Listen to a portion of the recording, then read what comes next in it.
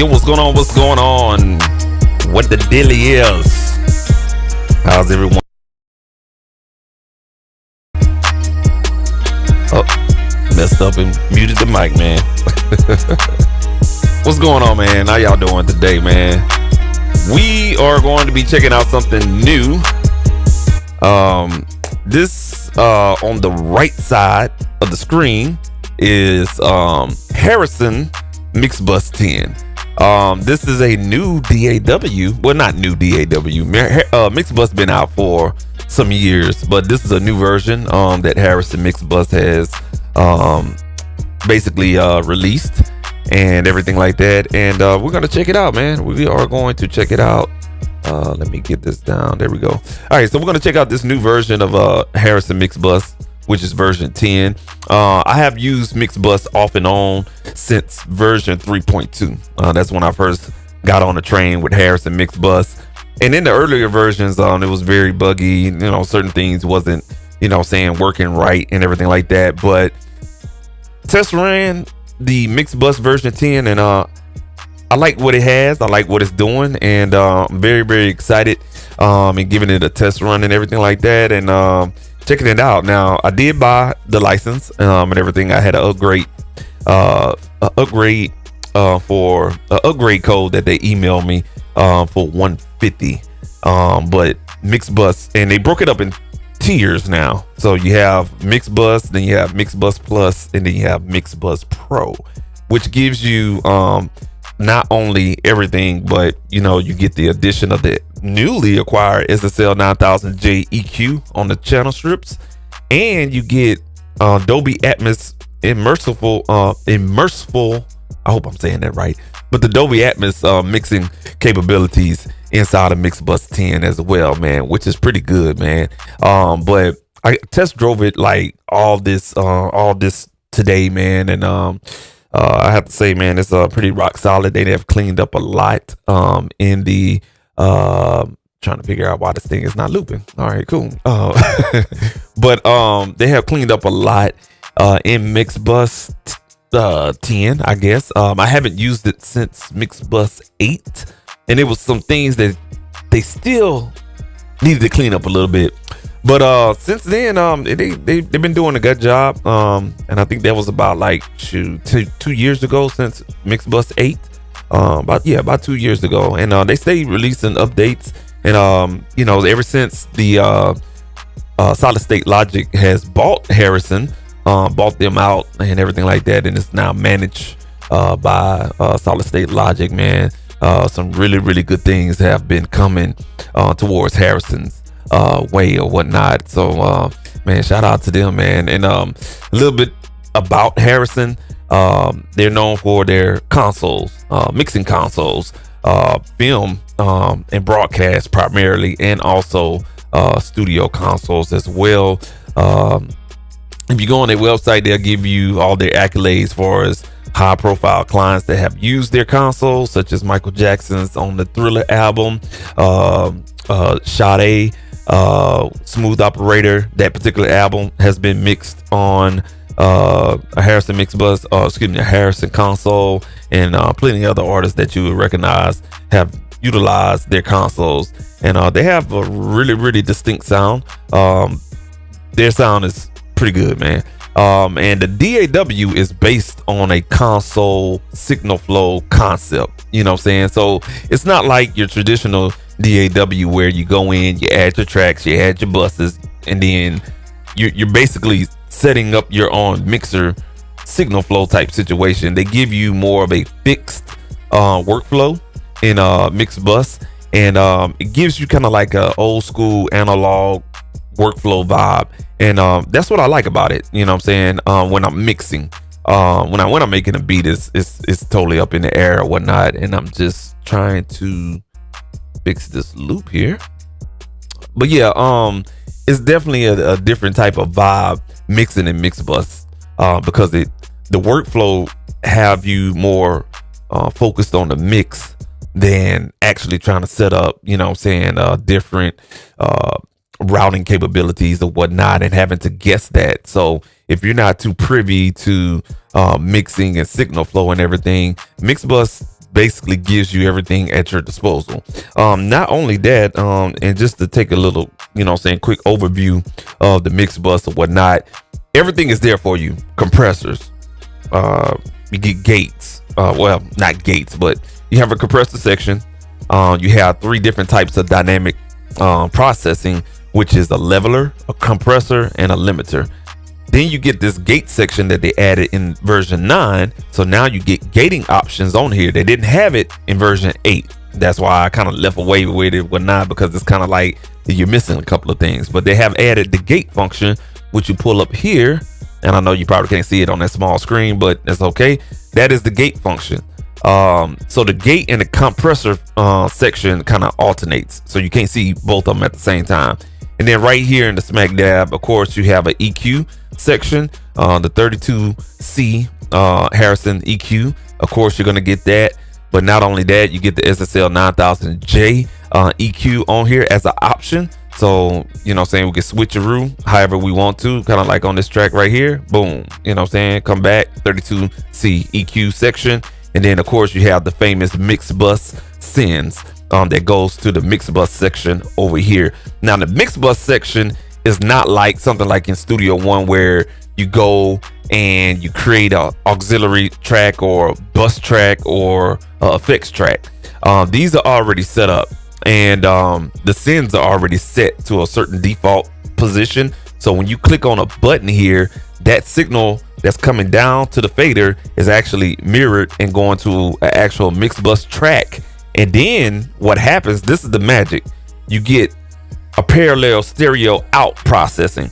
So not only you getting the sound coming from the master section as the stereo out, but also the MixBus channel is the stereo out. So that's where the true sound of MixBus and the concept of the signal flow of MixBus comes into play, because stereo out on the master and then the independent stereo out going to your monitors or your hearing or disc is on the MixBus. So you're getting two or more simultaneously stereo outs to give you this big punchy sound that you're looking for. And I'll explain all of that to you guys right here. So this may be lengthy, but I'm gonna mix this whole beat that I did on my iPad some couple of years ago. I actually found all these beats that I exported out on my iPad, so I'm gonna put out a project on that and everything like that, but this will be the first one. But we're gonna mix this whole beat in MixBus 10, and I'm gonna talk through everything and whatnot. It's a lot of things I don't know about MixBus. I'm still learning, but the majority of it I still remember from MixBus version 8 and throughout 3 and stuff like that, man. So if you're new to MixBus, this is pretty cool or whatnot. Now, I don't work for Harrison, you know what I'm saying? I just like what they doing, you know what I'm saying? I'm not a specialist on MixBus. I just understand the workflow, you know what I'm saying? So you rock with me, and we'll get through this together or whatnot. I just go through the basics for us, getting yourself started and getting yourself set up and ready to mix and everything like that. Now, I already got the tracks in here and everything, and it's super simple to import, man. Really super simple to import or whatnot. And we're also going to talk about how you can take your audio out and process it through hardware processors that you may have in your studio. So any outboard gear that you have, you do have that capability of taking the audio out of MixBus and bringing it back in. It's super simple, and it's a whole lot easier than it is in Studio One with the pipeline audio plug-in, which is, to me, it works, but it's a little bit cumbersome. This way in MixBus, it's a whole lot easier. Super simple, man. So we're gonna go through all of that today, or should I say tonight. And if we miss anything, we definitely come back and tighten up on a couple of things or whatnot. So we have this playing right now in the background, and we're gonna go ahead and hit stop here, and let's go ahead and get a big view on this bad boy here. All right, so I'll keep it like that. I gotta remember not to do that. All right, cool. And if we need be, I'll switch it up like that. But for the sake of this video, we'll go ahead and keep it right there. All right, cool. So as you can see here, this is MixBus. pretty much to give you an overview of what you're looking at right now. So this is the mixer window. Right here at the bottom on this screen right here is the mixer scenes. So you know how in Studio One you can assign mixer scenes as well, but again, it seems like it's thinking about it here. I mean, it's super simple. They give you 8 slots. It is what it is. You shouldn't need no more than 4, to be honest with you. But you get 8 slots of different mixer scenes. The mixer scenes is basically, you know what I'm saying, if I have one or more faders up and down, I could save different mixer recall snapshots, if that makes any sense. So let's say, for instance, I got the lead up at, I don't know, a dB, and then I take the lead down at about 3 dB. You know what I'm saying? I can say 2 different type of mixer scenes, if that makes any sense. You can also group all of these tracks right here in this section. This is what you're going to see for as a strip. So let's say, for instance, you don't want to see the first track, which is hi-hat. You go ahead and uncheck it and it'll disappear. Bring it back in when you have it checked off. All right. And then right here, when you're dealing with plugins, and this does use third-party plugins, and everything like that, you just gotta show your location and it'll scan all your plugins. And you know, this depends on which ones are working or whatnot. It'll definitely show, and you can have your favorite plugins right here, so you can drag and drop on this section, which this black section is where you drag and drop or right click and bring in a new plugin. All right. And when you see these little things right here, is basically your signal flow of your processing, if that makes any sense. All right. So that's what this is right here, and I'll explain that a little bit later. Up here at the top is where you will control all of your recording parameters, such as enable record. You monitor an input button right here, and I know y'all probably can't see that. I hope y'all can. And this right here is your monitor playback, and then you can choose your inputs from your interface or your individual tracks. So yes, you can record from one track onto an empty track, and then, you know what I'm saying, if you need to save space or anything like that. And then you got a comment section box, which is really, really cool. I like this. And what happens is when you're in the mixer window and you hit the comment box, it'll switch you back over to arrangement. Not exactly sure why that does that. I'm quite sure there's a function where you can turn that off and it doesn't do that, but you can go ahead and you can type up your comments, you know what I'm saying, if you need to have any, which I like. It's a pop-out window. It's not like it is in Studio One, where it's just, I'm sorry. Let me take that back. Studio One does have a pop-out window. Let me take that back. But it takes forever in a day to find that bad boy. And in here, you know what I'm saying, you can find it real easy. Boom, just like that. You feel me? Or whatnot. Sorry, cool. Like I said, we went through the EQ section. You can choose what you want to see right here in this section. So right now we're looking at the inputs, but if you don't want to look at the input section at the top, you can go ahead and declick that. You can only have your plugins up. If you need to see the gate, boom, there you go. Compressors, boom, there you go. Oh, you don't want to see the EQ? Boom. Okay, cool. If you want to see the EQ, get rid of the compressors. You can have both of them up if you need to. And the sends. All right, so let's bring up the compressor. Boom, there it is. So that is the compressor and the EQ section that you're looking at, and also your processing, far as your plugins and the processing by default on MixBus. This red knob right here is your pan knob. You can turn the master bus assign off. So you would use this if you only wanted to, let's say, for instance, you want to turn the master bus assign off. So right now, this particular track and all of these tracks here, right here, is basically default, but going to the master bus. All right, that is the end all track. All right, if you want to turn this off and assign it to go, we're gonna pull up the MixBus send section, and you want to assign that to go to MixBus 1 only. You can do so. All right. So this is real good when you're like doing drum bus and you just only want the drum bus to go to a mix bus. Okay. And you don't want it to be mirrored to the master bus. But there's an advantage to why you want to just keep that on. Okay. We'll talk about that parallel processing. We'll talk about that later on. All right. That's what that is right there. That's why MixBus is, you know what I'm saying, a lot of people are gravitating to MixBus a little bit more. I'm not going to say a lot of people are utilizing MixBus, but one of the good features and the key features of MixBus is the parallel processing capability that they have in in this DAW. Right here, this is where you name your tracks. Right here, these little tabs. You can also change the colors as well. When you click in this section, it'll highlight red. That'll let you know where you at on the mixer. All right.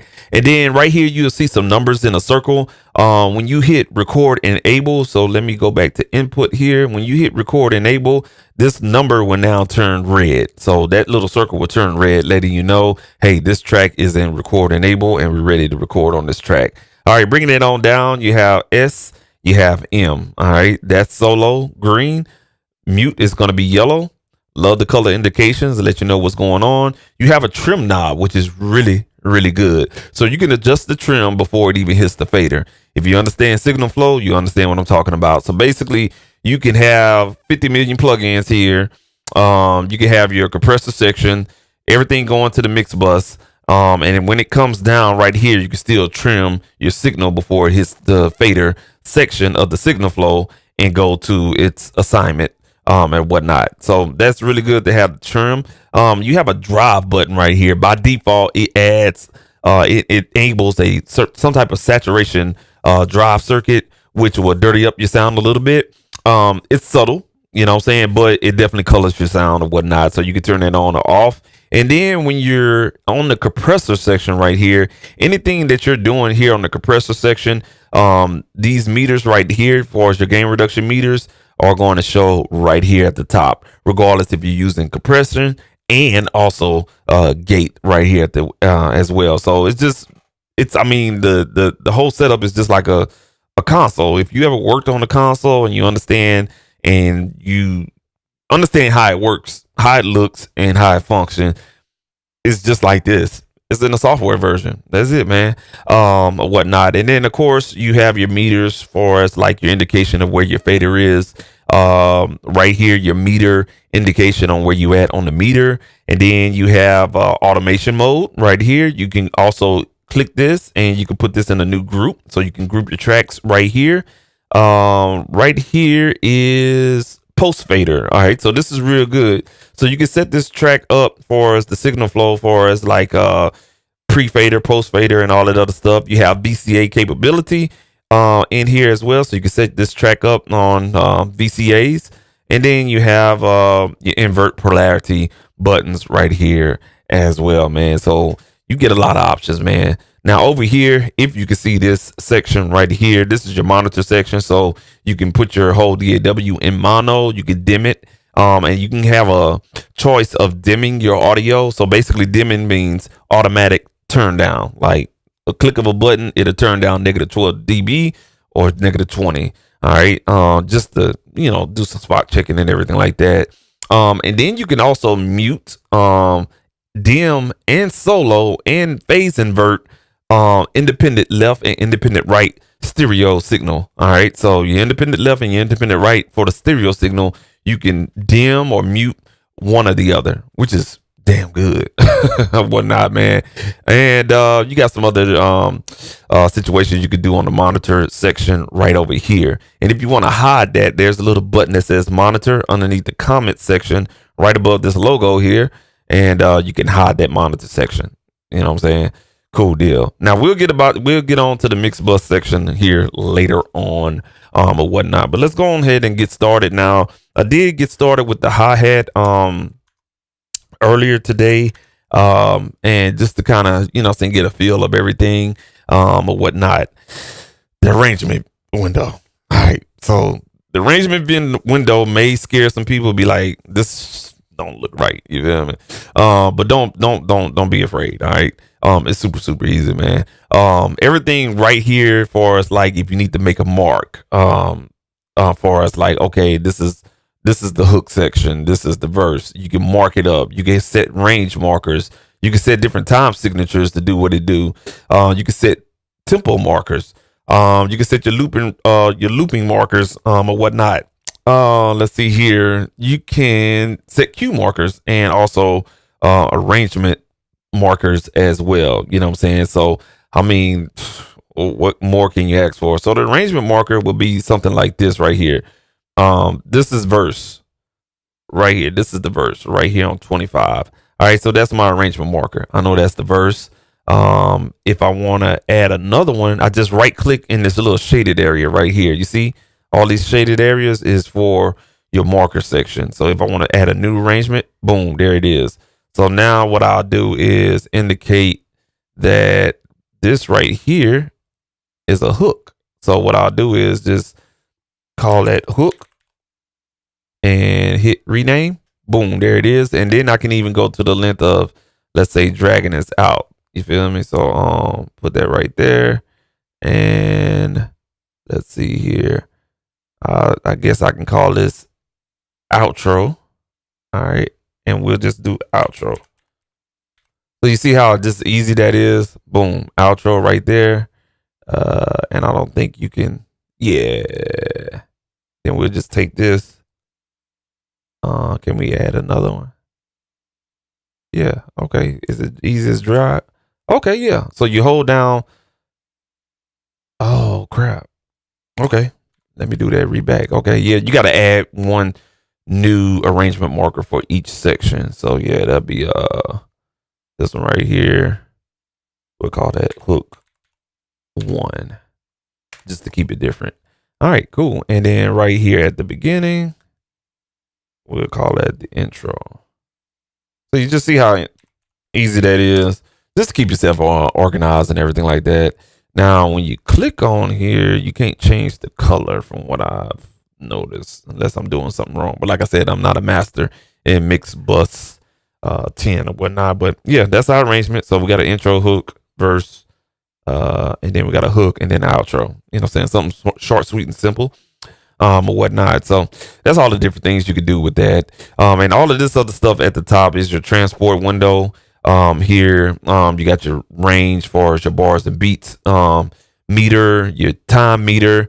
You got some other stuff, like your stop, your play, your loop, your play marker to the front, play marker to the end.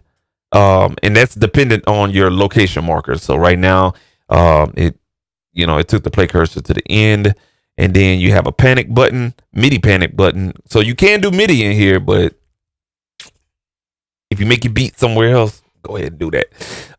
You can enable or disable the metronome. You got your punch in and out, record. You can layer your recordings and all that other good stuff. Right now, I have my in and out latency and also my round trip latency showing right here as well. And this is pretty cool. So if you look at this black box up here at the upper top right corner, every time we move our play marker, this gives you an overview of where you at. Just a quick overview. So if you want to have everything kind of, you want to have a big overview of all your tracks. Let's say the play marker is here on verse 1. It's going to tell me right here where I'm at. I'm going to put this on verse 1. Okay, it's telling me the play marker is on verse 1. And when I hit play, it runs and it runs for you. So they call it the navigation timeline. You know what I'm saying? So every time you hitting play, this bad boy will move, which I like that. You know what I'm saying? Right here on this little situation, you probably can't see it because my logo is in the daggone way. Let me hide that for you guys. All right, there we go. Shit. Hold on a second. Yeah, there we go. All right, so this is the output meter. So when you click on that, your output meter. So you can reset this to clear any peaks. And this is gonna let you know, just a quick view while you're in the arrangement view, is the damn, I'm peaking. Okay. If it turns red, you need to turn some things down. You feel me? And then right here, you got mixer screenshot. You got the list of your plugins. You got your cue looking situation here. You can show your mixer. And these are little dots, like quick situations here. You can hit your edit. So let's say, for instance, you click that. You can edit your WAV file. You can go into the edit window. Show editor. Oh, it's not gonna show editor. All right, because I don't have anything. Yeah. All right, and and then you got your recorder window as well, man. So I mean, this feature pack, man. Like Seriously, it's feature packed, or whatnot. All right, cool. This right here is some quick zoom buttons up here in this top thing. So let's say you want to fit 4 tracks, it'll automatically zoom. So now we can focus in on 4 tracks. And when we zoom in, you can see the wave files are very detailed. Right here. Yeah, so this is about far as you can go. So you can definitely trim up your audio and make changes, fine changes if you need to. And you zoom out, and that's how it looks zoomed out or whatnot. And also your horizontal zoom, you can zoom into 1 second. That's a quick zoom, or you can zoom into 1 minute, or you can zoom into, let's say, for instance, 10 minutes. All right, so it's just a quick zoom, but of course you can use your plus and minus on your number pad on your keyboard, or plus and minus on the top of the keyboard, whatever the case may be. And this right here is just basically your, I forget what they call this overview right here, but this is your arrangement overview on different information about the tracks as well, man. All right, cool. So let's go ahead and get in here. Let's fit 8 tracks in here and let's get started. Finally. All right, cool. All right, so that's the hi-hat track right there. If you can see that, I got a little bit of compression going on right now. Not compressing no more than -4 overall. I have a slow attack right here. So this is your attack knob. This is your release knob. And every time you turn a parameter, that parameter value is going to be right here where your track name is. All right. So let's say, for instance, we turn the emphasis up. When we turn that up, you'll see a frequency.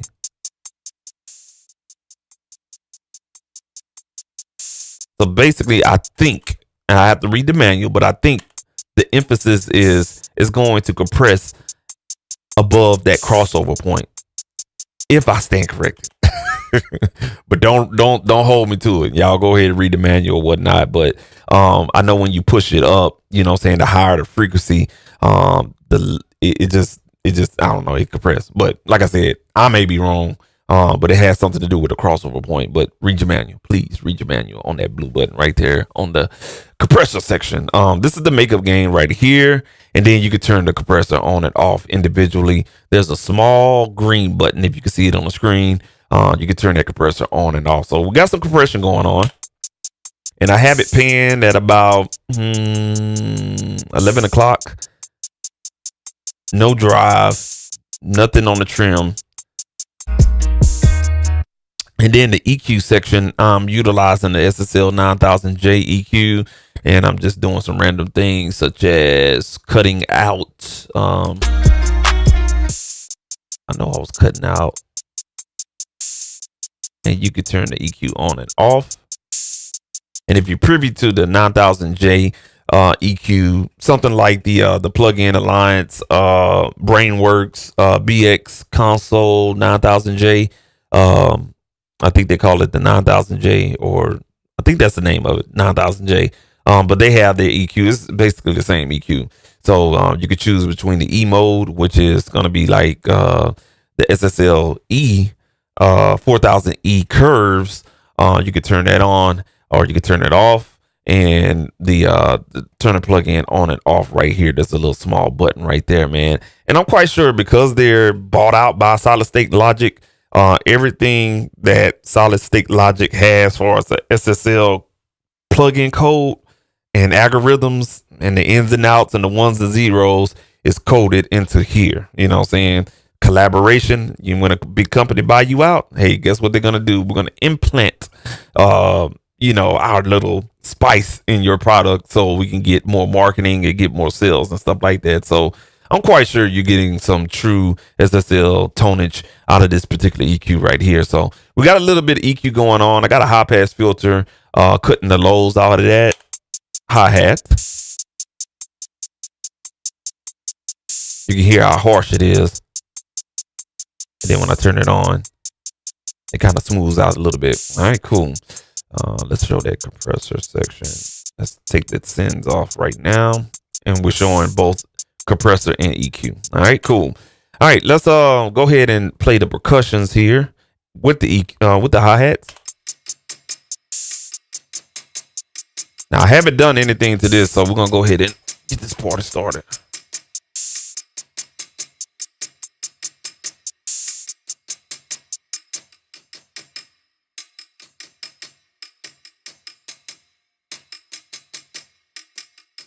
Now the leveler, the leveler on the dynamic section, I never understood what type of dynamic processing the leveler did.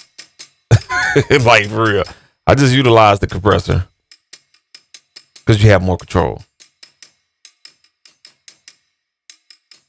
Now the good thing about MixBus is that they give you compression, gate, EQ, saturation, and MixBus sending. And guess what? You haven't even thought about, or you don't have to use that third-party plugin. The only time you're really bringing a third-party plugin if you need something fancy schmancy to bring in there. But check this out, though. Check this out. I'll go ahead and get this compression fixed up. All right, now I got my compression. I'm gonna go ahead and make up the gain.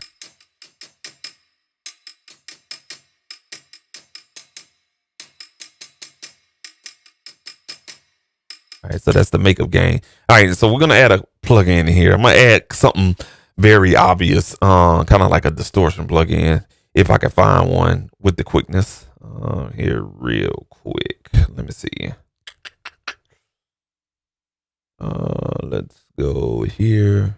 Let's just add this kilohertz plugin. All right, so that's the plugin right here. Now I want you guys to notice it's a green tab, right? The green tab by default, and I don't know why it does that, but it'll put the plugin post fader.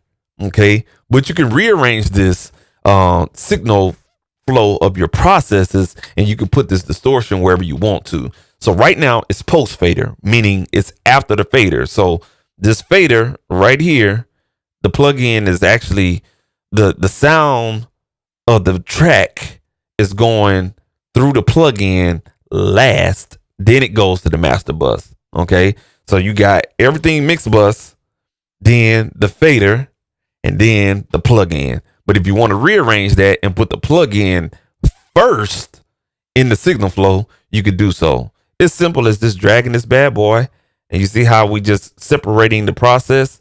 Let's say, for instance, I want that distortion to go after the compressor. All right, boom, there it is. So basically, I got everything for as the dynamics section, the EQ section, then the compressor section.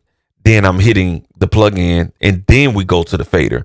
So you're probably gonna have to do this. And again, I'm not no pro on MixBus, but I'm quite sure if you read the manual, somewhere in there you could probably change the default location of where it's gonna pop up. For right now, though, when you add a plugin, it's probably gonna put it post fader. All right.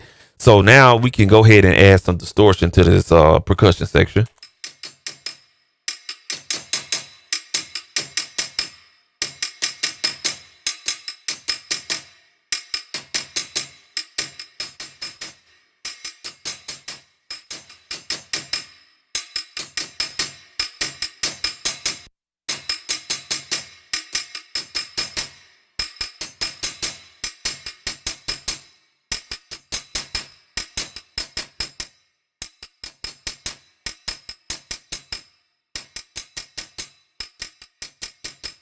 And you can hear, so I want to talk about something real quick. You hear the panning. The panning is about in between 1 and 2 o'clock. But you can hear like a true separation. I think the pan law on the on the Harrison MixBus sound engine for this particular DAW is true to form. Like, oh, it's damn near 1-to-1. You know what I'm saying? On their particular 32C console. Because I never heard separation like that out of any of the DAWs I ever used, and that's Pro Tools, Ableton Live, Logic, Studio One. Those are the main DAWs. Mo2 Performer I have used in my career field, and the stereo separation in MixBus is like no other. I mean, when you want to get some dimension, this DAW gives you dimension. You know what I'm saying? Just wanted to kind of point that out there.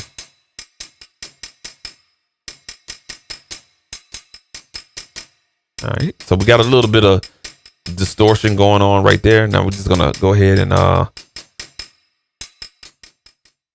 so when you turn down the fader, you'll notice that you know what I'm saying, you don't hear anything. That's because the sound, you know what I'm saying, basically this distortion is going in front of the fader. So everything that's going to the master bus is being controlled by the fader. You know what I'm saying?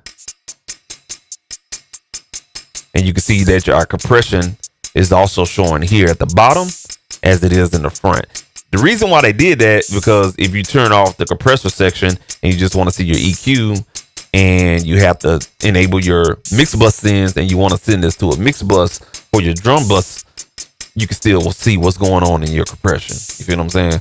So, I mean, very well thought out, man. Very well thought out.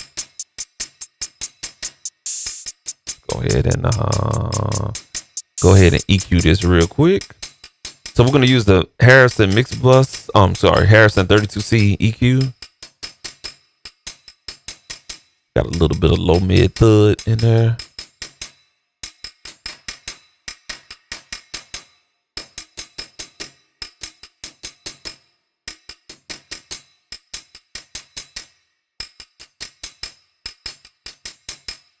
Then you have your filter section, these blue knobs right here for this particular EQ. And again, you know what I'm saying, all your parameter moves, all the values is going to be right here where the track name is. All right. And that was not, that wasn't in loop. So let me just put it back where we need to. Now, I don't necessarily, the good thing about this thing is I don't necessarily have to be in mixer mode. You feel what I'm saying? You don't have to be in mixer mode. You can be in arrangement mode because you have a little preview of your track selected. So if this is the track we're working on, that percussion sound, we could do all of our mixing right here in an arrangement. That way, if you're multitasking and you're cutting wave files and you're pinching here, taking stuff out, doing some editing and stuff like that, and you need to go ahead and make a volume change, you could do so right there. Kind of like how Studio One has the inspector window, and it gives you a little snapshot of your track when you have it highlighted. Same thing here, you know what I'm saying? Same thing here. So which is really, really cool.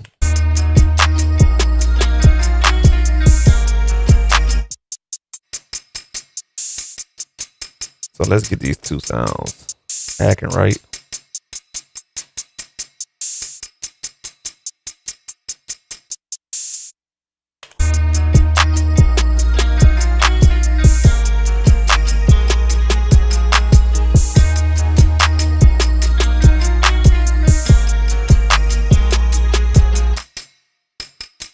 Now you can notice that I can't hear it. So now I can't hear it in the mix. So now let's check this out. We went all the MixBus processing. We have the third party plugin, which is this distortion. This doesn't have basically an output gain. So how would you make up your gain? Now this is where people would get lost and be like, man, fuck, let me turn the fader up.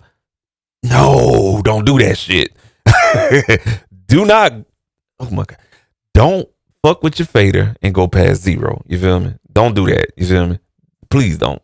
You know what I'm saying? That's why you have a trim knob. Now, if you're working in any other DAW, you will have this independent plugin that's probably a native plugin or a stock plugin in that particular DAW, such as a trim plugin that Pro Tools have. Studio One has the monitor. I think it's the mix knob or something like that. It's something mix knob or monitor knob, but it's a trim. It's a trim plugin. You know what I'm saying? You mix tool. That's what it is. The mix tool plugin, you'll put that at the bottom of your plugins. And then if you need to turn up any gain that plugins have, basically you did some gain staging on the plugins and you just don't have enough signal to go push through the MixBus.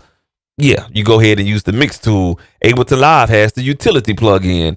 and I think Logic has a trim plugin as well. A trim plugin, like a knob, just turning clean gain up. That's all you're doing. Here in Harrison, MixBus, you have the trim knob right before the fader. It's like right here. All right, so I can't hear it in the mix, right? I can hear it a little bit, but I can't hear it. You feel me? And then look at our meter. We're not even going past -12 on the meter. So we definitely need to push some gain into the mix, and then we control the output with the fader.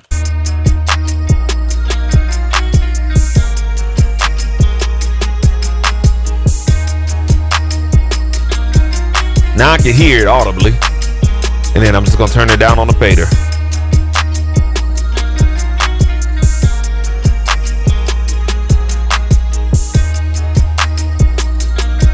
Just like that.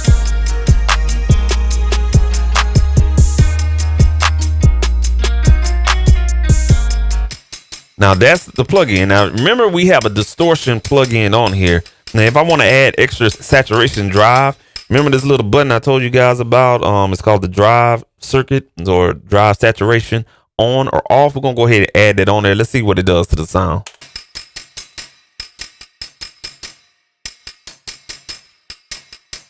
Really can't hear it too much because it's not a clean sound, but you to me, on my headphones, you're probably not going to hear it on YouTube. You have some type of a high pass cut. Excuse me, I'm sorry. Goddamn. You have some type of low, a high cut. It seems like it's cutting the highs and everything like that, man. Some type of low pass filter and everything that's built in on this drive saturation circuit or whatever the case may be. So just be mindful when you hit the drive saturation. And if you do utilize it, it's going to be a high cut or some type of low pass filter. It doesn't really specify. It's just kind of like a one in, one out type of situation. But if you just need that dirty sound, it'll give it to you based on how much signal is coming down to the fader. You understand what I'm saying? So yeah, we're not going to use it because the distortion is doing what it needs to do. All right.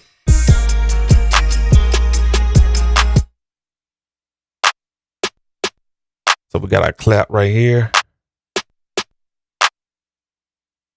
Not too much we can do on the clap. I kind of like where it's at. We can kind of make it, change it to SSL. We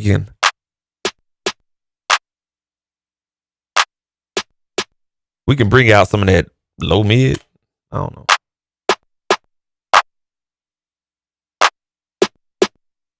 And spread it out, make it a little thicker. Then bring it back on the gain. So I utilize the low mid frequency right here, this blue section on the 9000J EQ.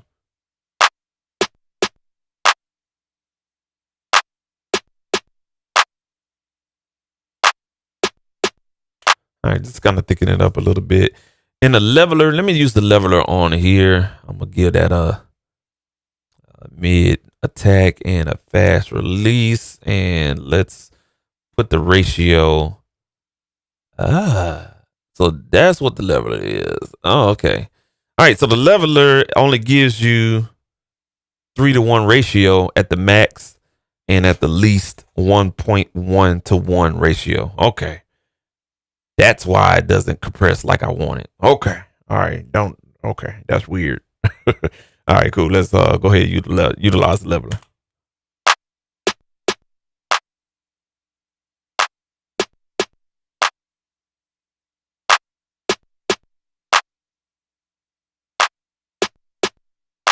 There we go. So that leveler is just basically keeping that clap in check. You can see how the clap just pow, pow, pow, pow. So what that leveler is just going to do is just basically even out the sound and just make it more consistent with the snare. See how there's not a big volume change, but when I take that leveler off, pow, pow, pow. Feel me? Now I'm gonna engage it. Engage. It's just basically keeping the dynamics in check. All right, let's go ahead and play that back in with the 2 hi-hats and the percussion.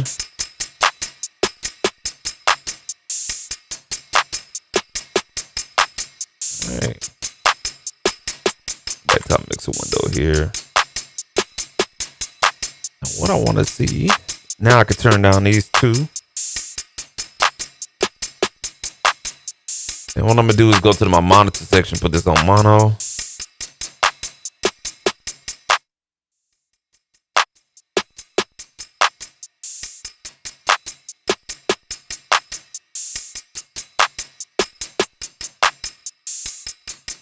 right, take it off. Yeah. All right, cool. All right, so we got that soloed. I think this right here is our kick.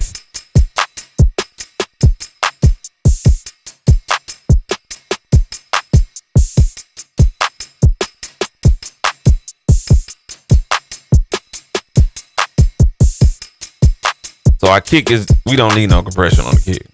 That's out of the question. But what I want to do is let me thicken up that kick a little bit. So let me go ahead and go down there to let's see here. And what I'm gonna do is just go ahead and hit save, because I don't know how this thing is stable or whatnot when you put plugins on here. So we'll go ahead and save that real quick. Let's see here. What I'm gonna do is pull up Basement from Plugin Alliance.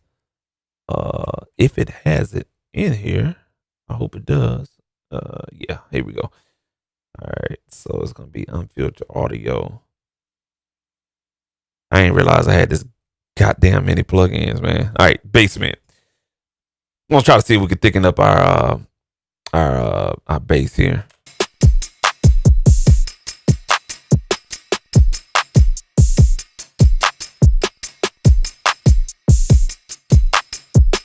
And what I like to do, I'm trying to get that same workflow I normally do in Studio One. Now this thing doesn't have, I haven't seen a Spectrum plugin from by default in here. And I don't think you can search plugins. Let me see here. Let's see what this is. So yeah, this is an unregistered version of something that comes in here. And let me do this real quick. I need to transport window here, transport controls. There we go. All right. So the good thing about Harrison MixBus is you get these little windows that'll help your workflow out. Sometimes you just want to be in the mixer window, and you know you're gonna start right here on bar number 9. You just pop out the transport control. Hey, go back to the mix window. I don't need to do no editing right now. And I can just hit play. All right. And you can just basically see, yeah, I need some type of frequency spectrum plugin in here. So let me go ahead and get one that I know.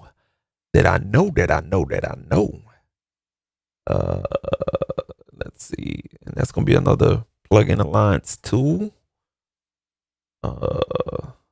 And that will be it's gonna be by SPL. Get the name of it, the Hawkeye. Yeah, this big motherfucker here. I'm gonna put that down here on this window right here, and hopefully it'll give me what the hell I want.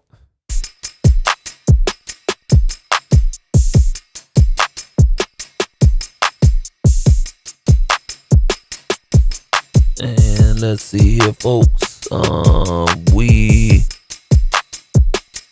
We gotta roll off at about 174. All right, and just to give you guys a bird's eye view of what I'm looking at, this is the kick and this is the energy. So right here, 188. That's where that slope goes down at. But all your low, that kick energy is about right here. So normally the way I eyeballs these type of metering tools is the dip. Always look for the dip, you know what I'm saying? So you can see that information. I'm looking for the dip. Once I find the dip, 181. You know what I'm saying? All right. So we're just gonna bring that down there, keep that down there. And then now on this particular, this kick, go ahead and put that on 180. All right.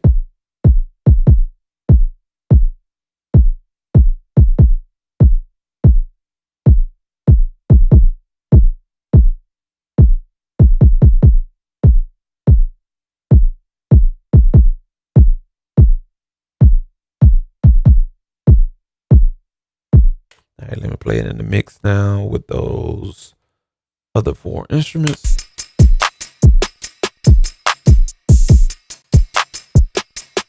So that's with the plug-in bypass. Let's bring it back in.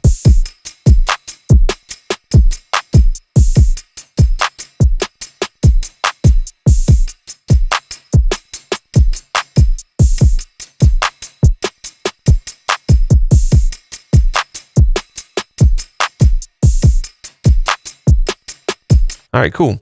Let's play it back in the beat. Let's see. Okay, so let's see here. There we go.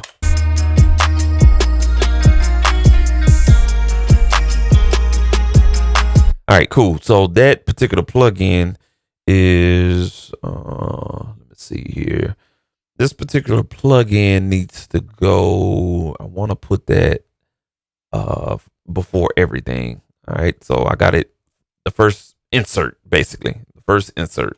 All right, and now what I'm noticing with this damn transport thing, every time you click on this motherfucker, it goes to the goddamn arrangement window. All right, cool. So now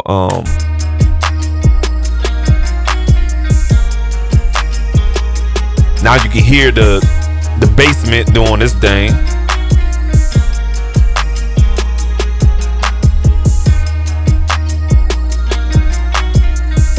Now, if we want to, we could just add some, you know what I'm saying, low mids and bump up a couple of things if we want to.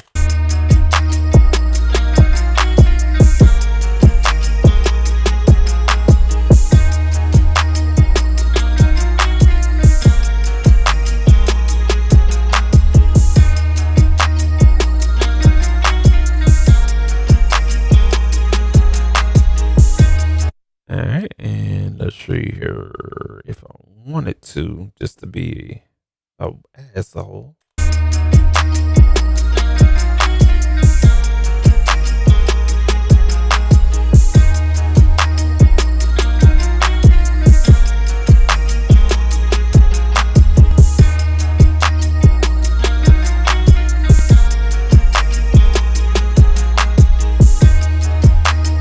But I don't need to add any low frequency drive on that EQ because this particular plugin is already giving me a low shift push anyway. So we really don't need it. All right. So now what we can do is just bring down that fader and my transport control.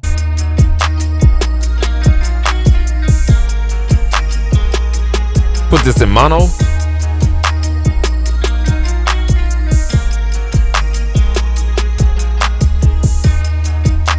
I'm just loving the way this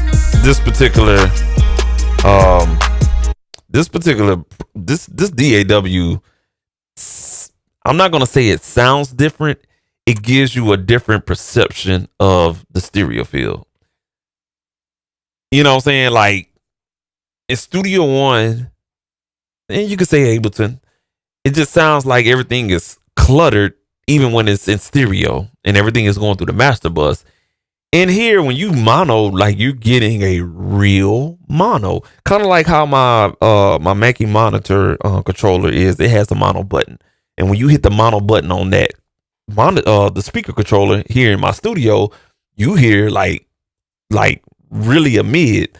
Software mono through a plugin, it just sounds it works, but it's not enough mid. You still have a little bit of separation. In this particular program, the mono is mono for sure. All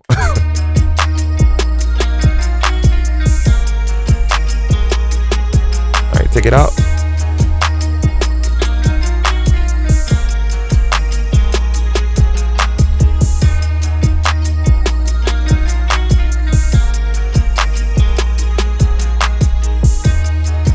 Now you can hear that 808 is humming. So let's turn the 808 down.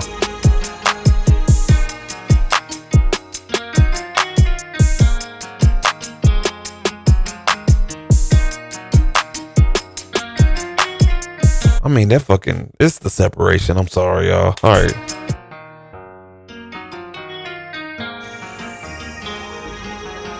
All right, cool. So what we're going to do now is do something that what MixBus is made for. We're going to take all our drum tracks, which is 4 tracks, and we're going to bust those to a MixBus. All right. So let's go ahead and get our send section loaded up. All right. Now what I'm going to do is turn MixBus 1 on. So it's going to be these top knobs right here. All right. So this is the indicator right here. And what I'm going to do is also color these drum tracks here. If I can, okay, there it is. All right, cool. And I'm gonna get it let's go red up in this bitch. What the fuck? Okay, there we go. Let me get a red color. All right. So those tracks are red now. All right, and what I'm gonna do is go here and rename this MixBus here to drum bus. All right, so that's our drum bus right there. All right, make sure that is centered, and I'm gonna turn the drive on. So you get 2 different type of saturations. So when you're basically taking your tracks and you basically routing them to the MixBus, which is there by default because that's the workflow of MixBus, you're gonna get saturation. All right. And this is new. I haven't seen this in MixBus 8. You get 2 different type of saturations now. You get an orange and you get a yellow.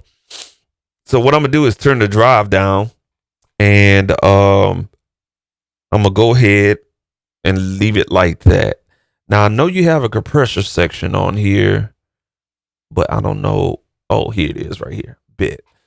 All right, cool. So the compressor section is off on the MixBus. All right, bet. So we just pushing audio to the MixBus and to Summit. Now you may hear a lot of audio. Again, you know what I'm saying? You got 2 separate stereo outputs that are going to the headphones, to you guys on YouTube, and to the speakers in here. You know what I'm saying? So you got to be careful with MixBus. Turn your fader down. And then the good thing about parallel processing is you can mix in something totally different with your original signal. So right now what you're hearing is basically what we've been working on, which is these tracks right here. Let's highlight these bad boys again. Yo, let's get a highlight here. Oh shit. There we go. And then what we're gonna do, we're gonna group these bad boys. New group. And we're gonna call that the drums. All right, cool. So those are the drums right here.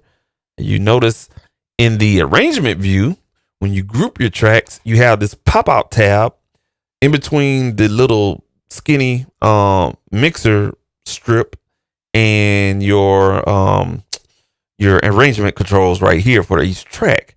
And now you have this group color here. You feel me? All right, so that's basically what that is right there.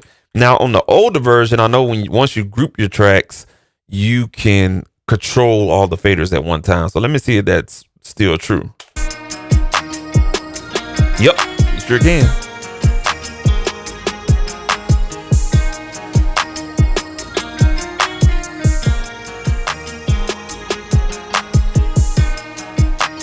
Yeah, you sure can. All right, cool. Now, if you don't want everything to be grouped, cool, not a problem. Just uncheck drum group and boom, it'll go away for us the show is concerned, or whatnot. All right, so that's what that is right there. Now, when you don't have them all highlighted, you should be able to. Oh no, they still. Yeah, you still have full control of your group or whatever the case may be.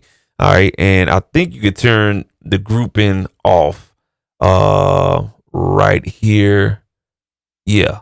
So when you don't want all your faders to be grouped, you can just hit no group and boom. You know what I'm saying? That's just one of them right there. And then you do that one right here as well.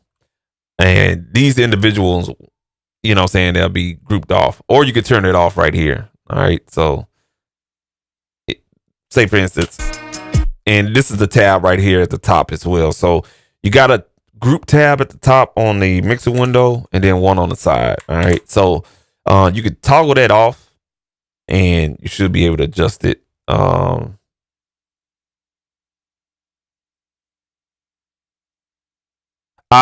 OGPP guns. What it do?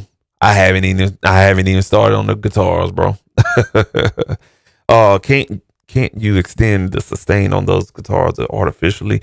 You can. Yeah, you can. You should be able to use something like a transient designer to extend the guitar sustain on it and stuff like that. And it's a couple other tools you can utilize, but I haven't even started working on the guitars yet. I did the beat on an iPad utilizing I think that came from the core module, the Triton expansion. So yeah, them guitars they need some milk. They need some milk for sure. But I hadn't got there yet, big dog. But thank you. Good idea, man. I truly didn't even think of. I never even heard of that method before. May have to steal that one, big dog. I'm just saying, I'm gonna have to steal that one. All right, cool. Yeah, but I'll try that for you though, man. I'll try that for you for sure. Let me just stick that up there on that window. Well, actually, let me hide it. I'll remember. Okay, I'll remember. But yeah. Let's see here. Yeah. So when you unhighlight this tab here, this group tab, when you unhighlight that. Shit. When you unhighlight that, you can adjust each fader individually. But when you have it highlighted on your group, you can adjust all of your group channel faders. All right, cool.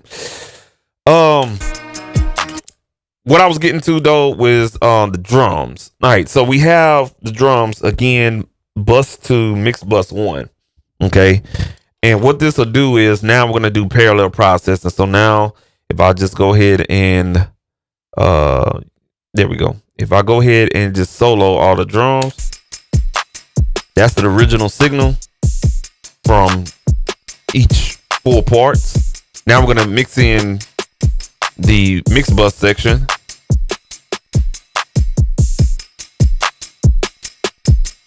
Now the whole purpose of parallel processing is the psychoacoustic way of parallel processing is to perceive, underline the loudness of the drums, or to give whatever you bussing more weight, give it more, I don't know, what's the adjective I want to use? More weight, more clarity, more grit, adding to the original sound or whatever the case may be. A lot of people use parallel processing in their own way. And the way I'm going to use it is to add a little bit more bite and a little bit more punch to the drums or whatnot. So what I'm going to do is throw the group out of solo. I'm going to turn this MixBus back down, play it in the beat, and you're going to really hear what I'm talking about. Now what we're going to do is turn up the MixBus, and you're going to hear something different. Check this out. 5, 7, go.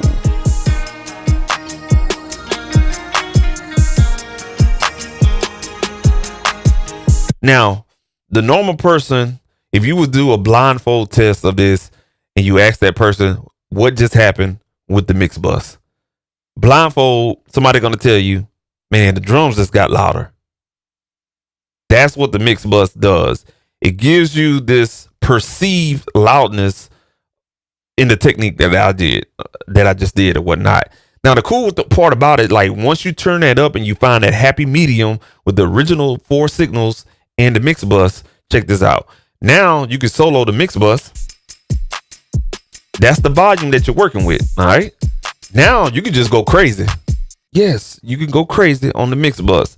I'm talking about if you want to do some extreme fucking EQing, go ahead and do your thing. If you need to add a little bit more mid,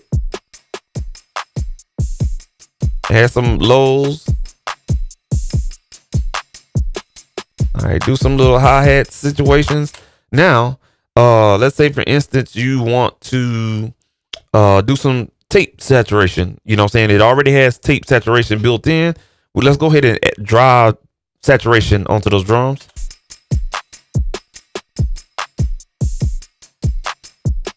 So that's the yellow.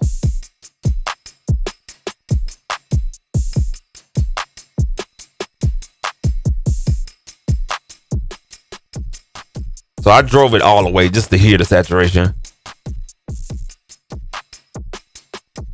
So yellow is more mid-conscious and orange is more low frequency conscious.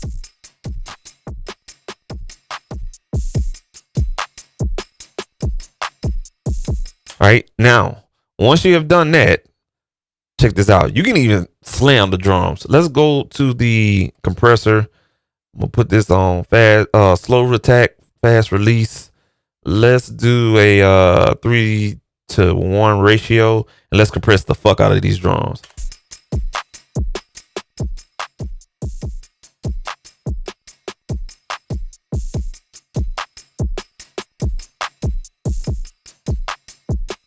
Just making up the gain.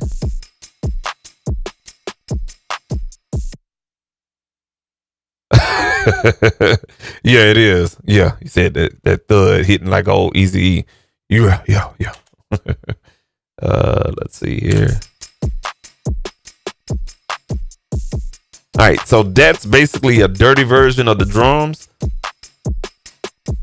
and you can take it a step farther. And let's say, for instance, you want to really do something crazy on the drums. And let me find a plugin that'll really fuck this shit up. Let's see here. What can I utilize? Give me 1 second, y'all. Let me find something.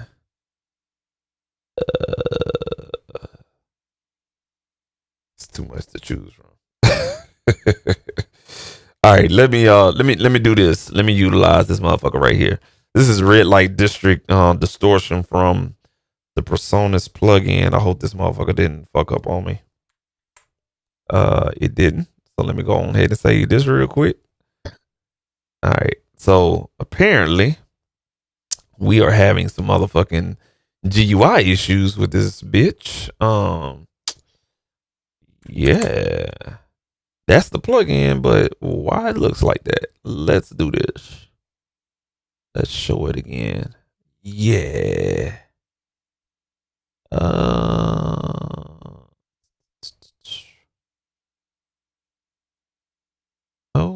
Okay. This is a GUI issue. No worries. Let's go ahead and delete that. Let's get something else I know that may work. And I don't have to waste time here.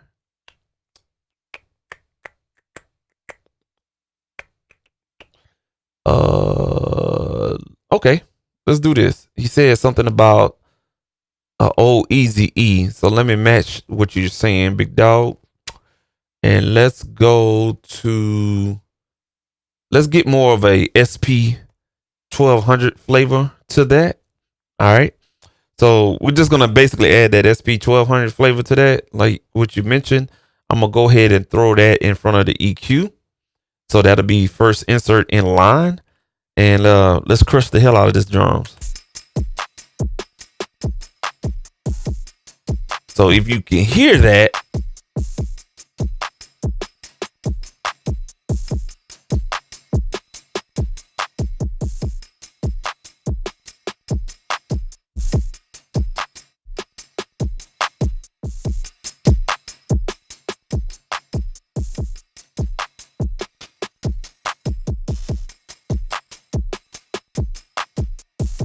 so a nice little fake SP 1200 type of sound right there.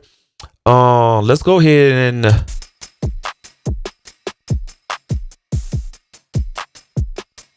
give it a little tape saturation drive, and we Gucci right there. All right.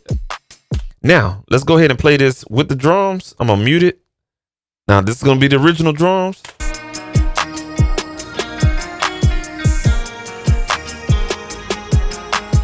Now let's go ahead and unmute the drum bus.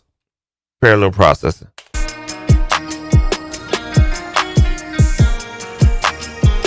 Mute.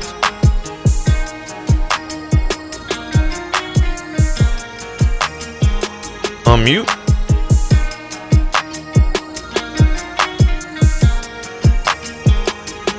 I'm gonna turn it down.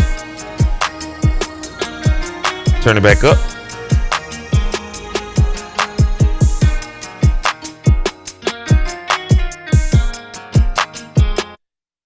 I mean, it sounds really good. What it does is that with parallel processing, it just, I don't know. It's magic. Yes, it's mixing magic. It's been like that since I went to school, and they explained it to me what parallel processing is, and it's a really cool technique because you mix in you mixing in dry signal with effect signal, and you combining the two, and it just gives you a nice aura. It gives you nice punch. I mean, it gives you, you know what I'm saying? It just gives you something, you know what I'm saying? And you can be really creative on that MixBus. And that's where this MixBus software, that's where it shines at. All right. So now that we have our drums solid, we can mix around those drums. You feel me? So now what I normally do is bring in that 808.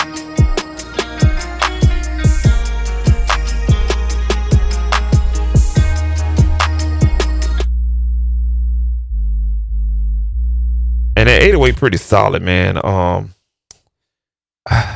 want to put the R bass on here. I'm gonna go ahead and do it. Let me go ahead and save this damn session real quick. And I'm gonna try to move through here real quick. Running out of time. Let's see here. Let's go down the waves. I wish this thing had a search for your fucking plugins. And I just need to go ahead and save these plugins as I go. God damn. All right. God, me bitch.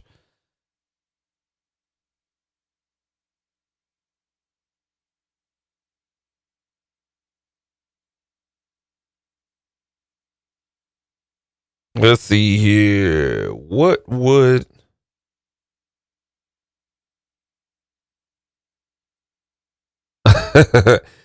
You on a 15-inch? Oh, you must be like on are you on some loudspeakers, kind of like DJ speakers or something like that? I got one right here. I got one right here sitting with me. I can't really play it in the house because it's 1200 watts. But I do turn it on from time to time just to test mixes and see how that bitch will sound in a motherfucking in a club or something like that. But you got a question though. Let's see here. What would happen if you give it a slight time delay on the parallel? That's a good one. That's a good one. We'll go, man. I'll go ahead and fuck with it, bro. Shit, I ain't scared. I am not scared. I put that plugin on the wrong track. All right. So if you do put a plugin on the wrong track, you can copy it over and it'll retain that same plugin over. So if you want an R bass here, you can just copy it over. It keeps whatever it is that you copy over and everything like that. We'll go ahead and put the R bass in front of the processors here. And let me go ahead and see where we at on this 808.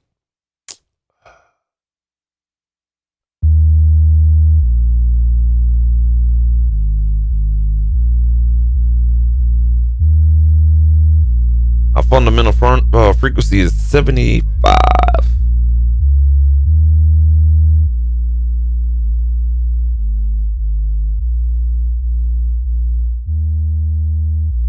And let's play that in the mix.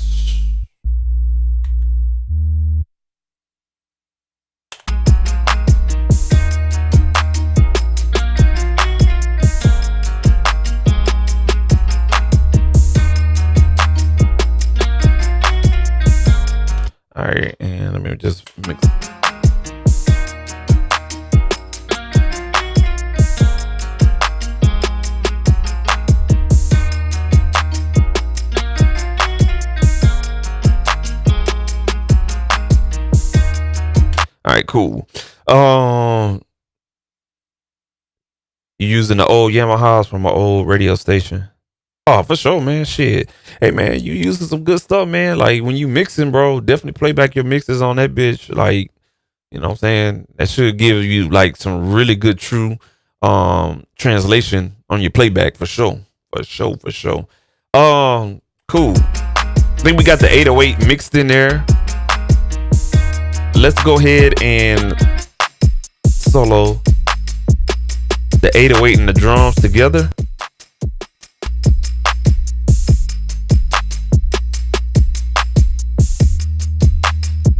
That sounds meshed well. Now we're gonna go ahead and try this technique from OGPP Guns. I hope I'm saying that right, big dog. A slight time delay on the parallel bus. Cool. Let's fuck with it. So that is the MixBus that we're hearing right now. We're gonna put a slight delay on it. Say less. Let's go to kilohertz and let's use the delay plugin. Something sweet. Something like that right there. We're gonna shorten it up a little bit just to kind of give it a little. Let's find the timing more than anything.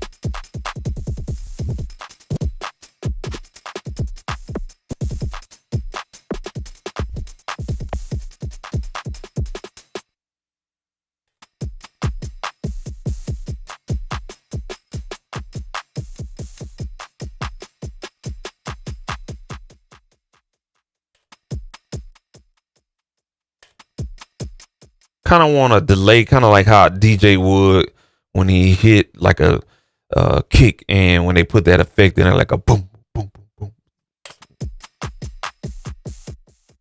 something like that. Now we'll take the mix and mix it in there real good, just a little bit.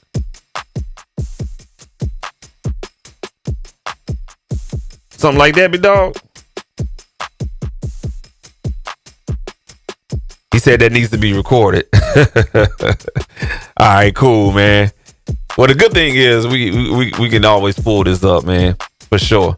Matter of fact, man, while you said that, let's go ahead and let's create a mixer scene. So what I'm gonna do is try to create one, or attempt to create a mixer scene. Okay, you're gonna go ahead and store that one. Cool. So what we're doing, let me move that. All right. So basically what I did, let me show you guys. So you got to right click on the number right here in your mixer scenes section. Click on it. Oh yeah, hold on. I just had that motherfucker. There we go. You right click on the number, click on store, and then you can name it. So I'm gonna call this mix scene delay on MixBus, or drum bus. Delay on drum bus. Boom. There it is. So we got one mix scene, and then let's say for instance OGPP, I turn this off. I can create another mix scene with the delay on the drums off. You feel what I'm saying? And you can A/B which one you would like, and even record that and stuff like that. You said it sound funky. Let me bring that mix knob down just a tad bit.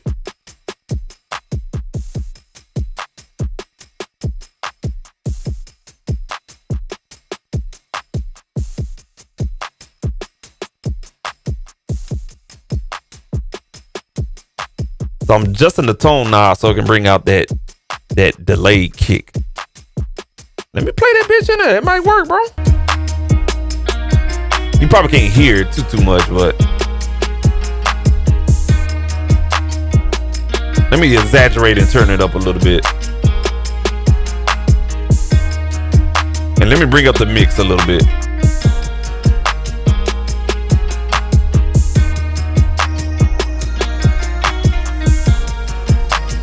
Boy, let me tell you something. You learn something from collaboration, man. You can hear it. I'm gonna turn it down on the MixBus fader a little bit. It's adding like a small faint bounce to it. You motherfucker. Boy, OGPP, I don't care what nobody tell you, man. You good in my book, bro. That shit had a subtle bounce to it, bro. I like that. Yeah.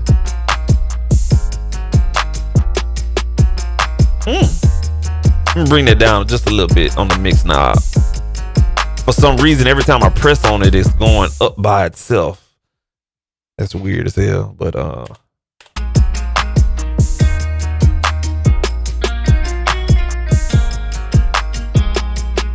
I got it right there. Boy, you good, boy. That is different. Yeah.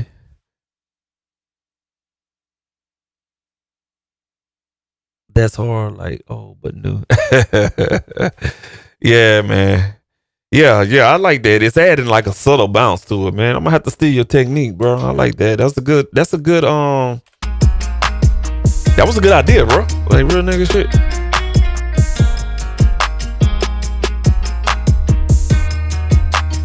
And if you take out a little bit of the mid on the EQ, you can take out of that delayed clap that you can hear very faintly.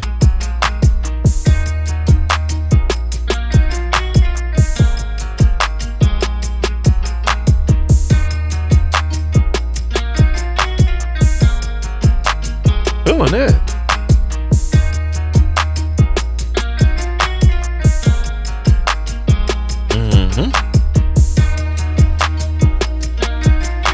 All right, cool. Yeah. Nah, man. Nah, bro. That was all you. Because I would have just kept it, you know what I'm saying, ordinary or whatnot. But good call though, bro. I like that, man. That was real. Yeah, I like that shit. All right, cool. We got these keyboards right here. So the next thing you can do with MixBus here, and that delay, yeah, like I'm gonna keep that delay right there. All right, so the next thing you can do with MixBus is, of course, your reverbs and your delays. You know what I'm saying, on the MixBuses. So not only you can just go ahead and just route signal to the MixBus and you just get like parallel processing, but you can also use one of the 12 MixBuses that comes in MixBus and utilize those as effects returns for the plugin. All right, so what I mean by that is this that piano right there. I'm just gonna go ahead, initiate that on there, and I'm going to rename MixBus 2. I'm gonna call it reverb. If it allow me to rename this motherfucker, and if it didn't get stuck. Which I think it did. Damn. I saved it though. For whatever reason, it's stuck. I knew that was gonna happen. Oh, there it is right there. It's caught up in the GUI matrix here.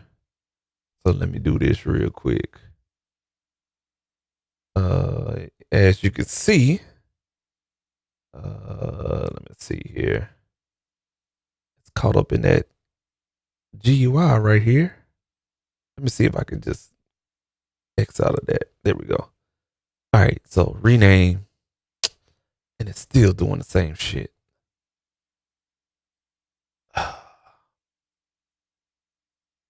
Yeah, that is a bug right there. I'm not gonna too much worry about it.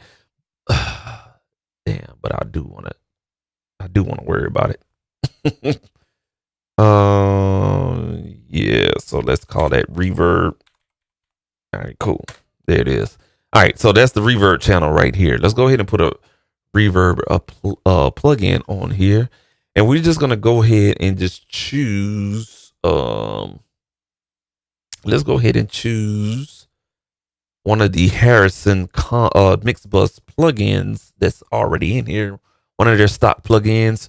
Want to use the G-Verb Plus. All right, and we just throw that in front as an insert, And let's choose a preset in here. Let's see here. Let's do arena. All right. And let's go ahead and turn down the send level on that particular channel. And let's hit play.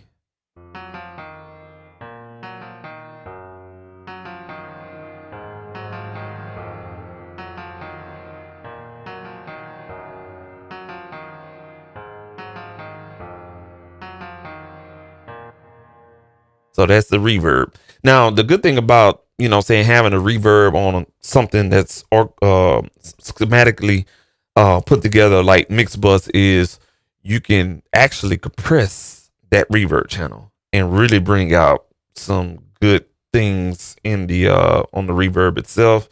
I'm going to put the compressor on. Actually, we're going to get a limiter here. No, let me get a leveler. And then I'm going to put it on a slow attack, fast release. And I'm going to put it on a 3-to-1 ratio and compress it. Now my solo, that is the return of the reverb. So that's just a straight reverb track.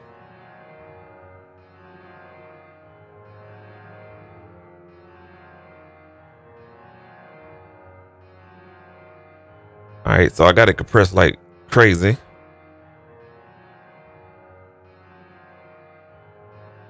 And then I'm going to EQ it.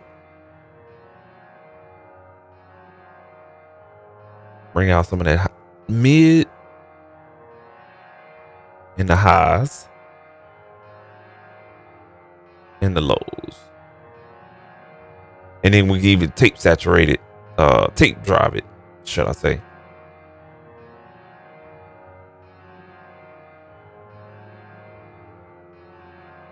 And you can hear that reverb get thicker as I add the saturation to it. And then once we unsolo that,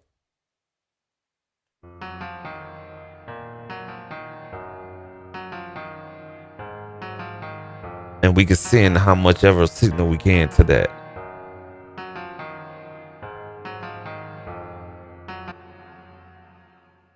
That's pretty awesome. Now we can mute this channel and just hear the dry signal. So that's the piano without the reverb. I'm gonna unmute it. And if it's too much reverb, all you have to do is basically turn down that particular track.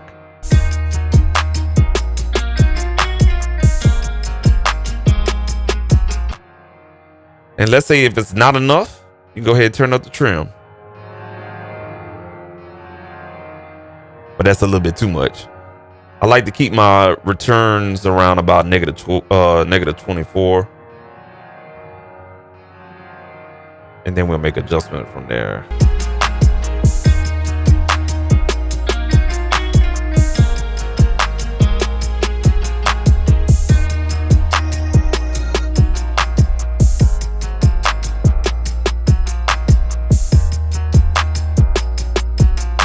About right there.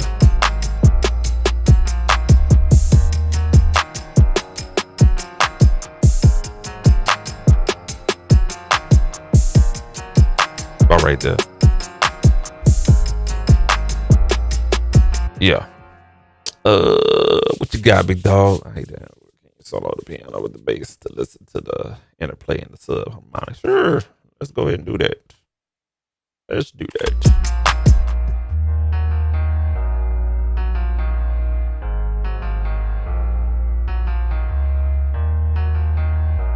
That's how it sounds right there.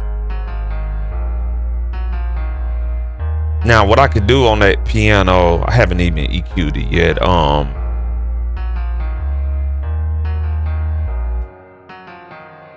I could take out some of that bass frequencies that in that piano. Not too much, but let me see here.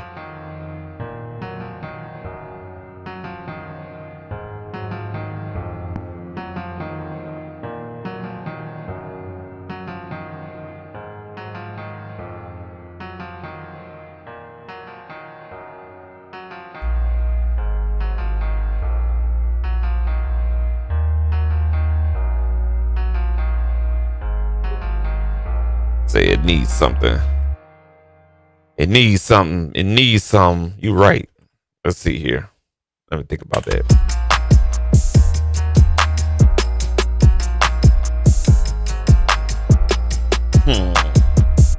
You know what? We're gonna use you're right, it does need something. And there's a particular plugin that came out not too long ago from this same company, SSL, that can give us a little shum. And it got all the bells and whistles to it. Why this thing don't want to change colors? Why I don't want to change colors? Come on. Come on, big dog. You bitch. Just want to change color so I can recognize what the hell. Okay, there we go. All right, so let's go ahead. Excuse that. Let's go ahead and let's see here. We're gonna go to SSL. So OGPP. We're gonna utilize this situation. It's gonna give us something. I don't know, but where that bitch at? Give me 1 second. I'm looking for. Oh, here it is. It's called Module 8.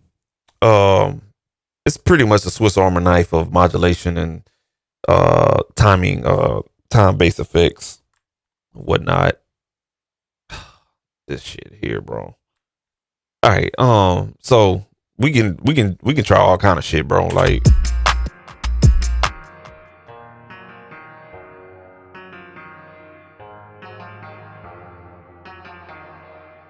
You can do phasing, flanging. I don't like flanging. Chorus, tremolo. Like what that's doing.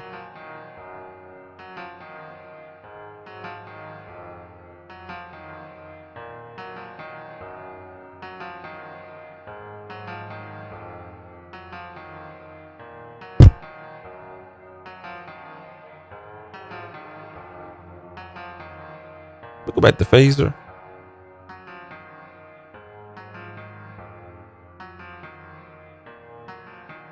What you mean, bro?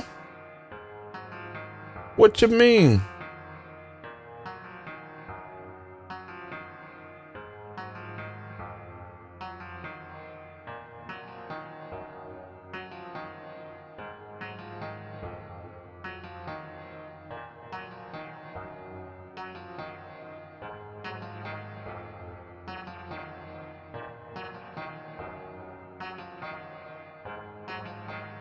Now we're gonna go ahead and just mix this in this phaser.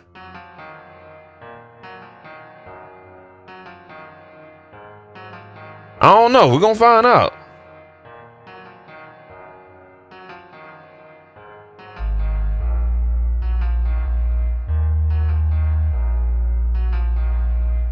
Yo, that's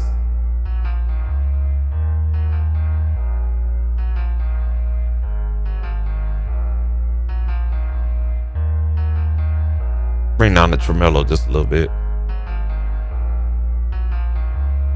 Like that.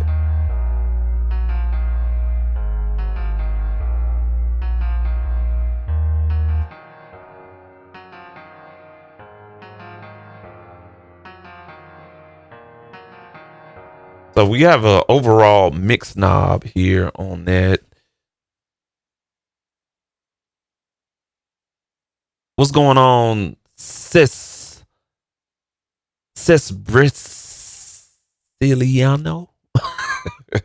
Thank you for tuning in, man. Appreciate you, man. What's going on with your dog? We just fucking around the MixBus 10. Really cool, dog. Yeah. I like that, OG. I like that, bro. I'm gonna go ahead and I'm gonna turn down the mix knob and not have it be so prominent, but kind of blend it in and see what happens. So that's the draw signal.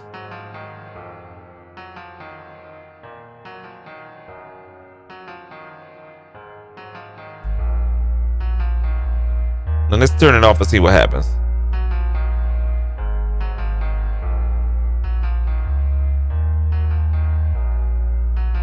Y'all, let's spread the stereo width a little bit.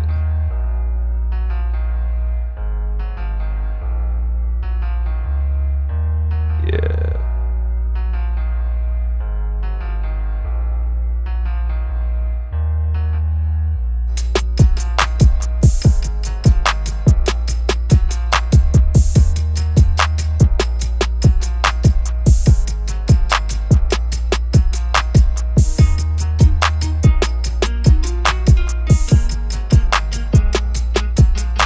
Yeah, that was it right there. It's like it's adding move. I don't know, bro. This shit is weird as hell, but it's almost like it's not fighting attention. It's not fighting attention with the bass. It's kind of like it's doing its own thing while the bass is doing this right here. It's dancing. It's kind of like in the background, just dancing, going left to right, stuff like that. It's definitely adding movement though, for sure. Yeah, like an old school bridge. Yeah. Mm-hmm. Yeah.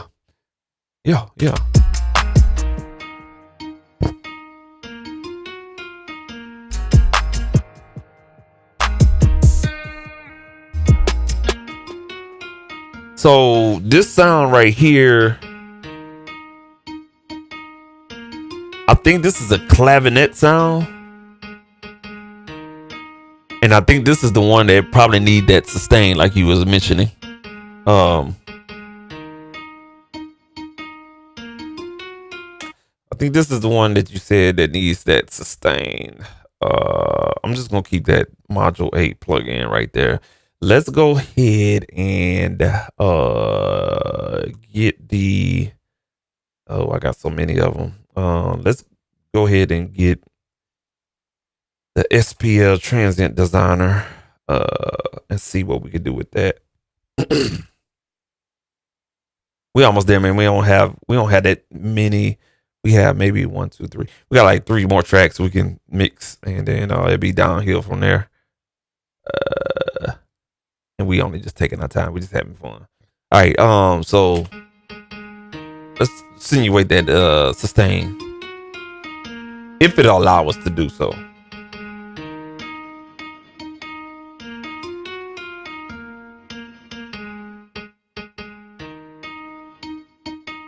All right, cool. So what I did was took the attack and brought it all the way, just to exaggerate the sustain, brought the attack time all the way to 15 plus. That's going to bring out that sustain with this particular plugin. And so you can see how short it is. So when we take the sustain knob and rotate it clockwise,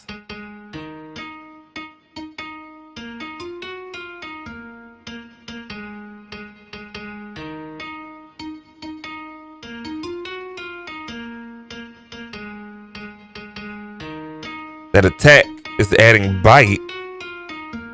And when it's adding bite, when it gives you that transient and insinuate that attack on the ADSR, it seems like it's just giving it a little bit more emphasis on the sustain. You don't necessarily have to use the attack, but you hear like there's no emphasis on that sustain.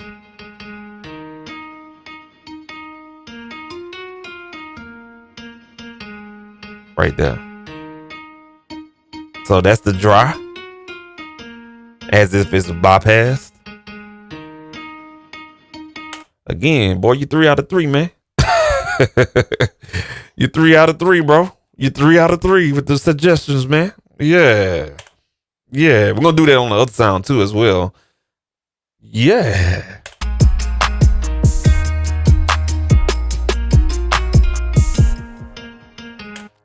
We 3 out of 3 in this beach. Yeah. All right, cool. What we need to do is, number 1, these little parameter situations, I need to hide these bad boys here. And let's see here. Let's go and compress this a little bit.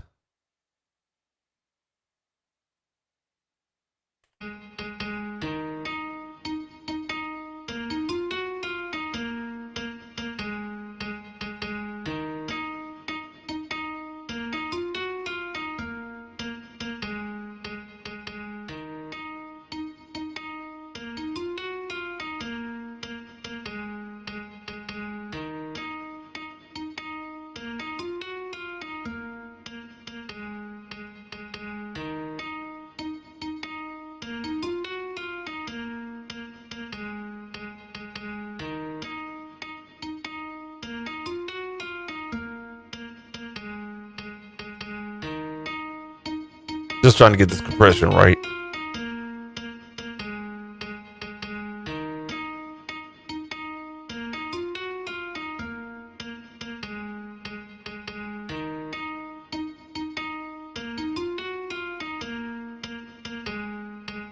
There it is. Now we got that boom. That right there killing me. All right, let's turn that EQ on.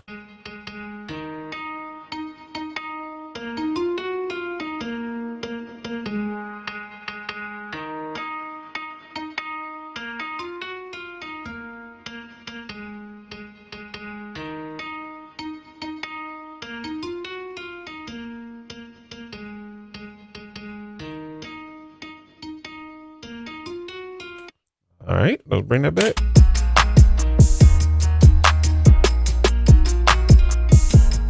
Bring it back just a little bit and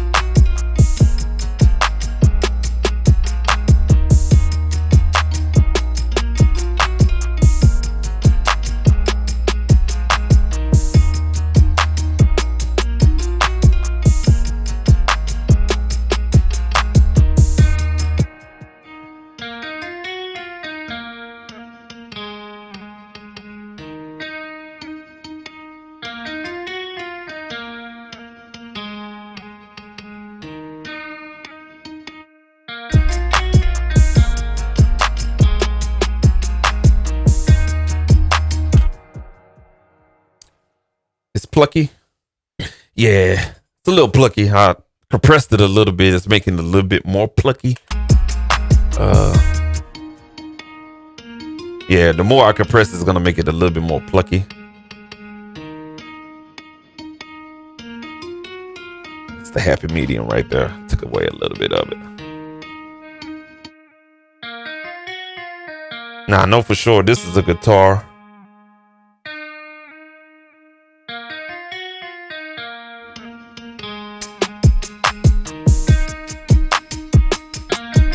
Let's see here, man. Let's see.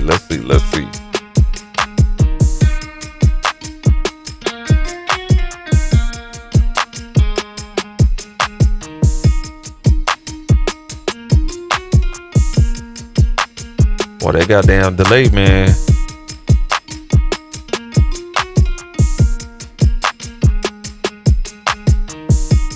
I'm turning up that hi-hat slowly.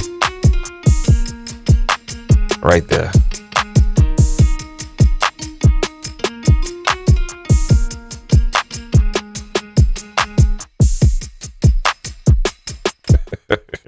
That delay on that MixBus. Hey, you forget it's even there.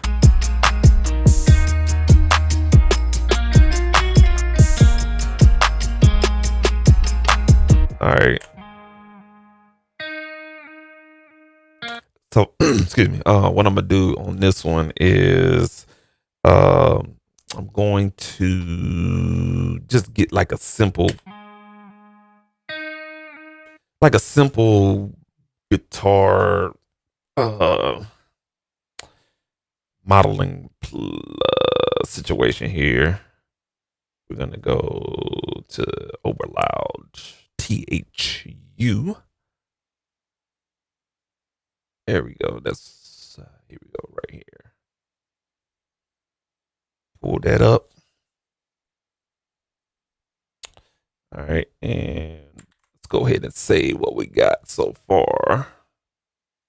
All right, back to the mixer window. And for this particular, oh shit, I'm running out of real estate here.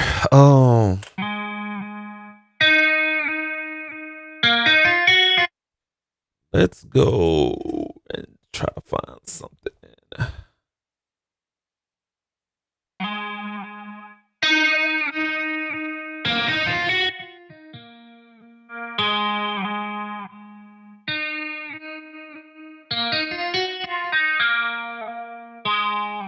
I like the twin. I like the wall. Let's edit that.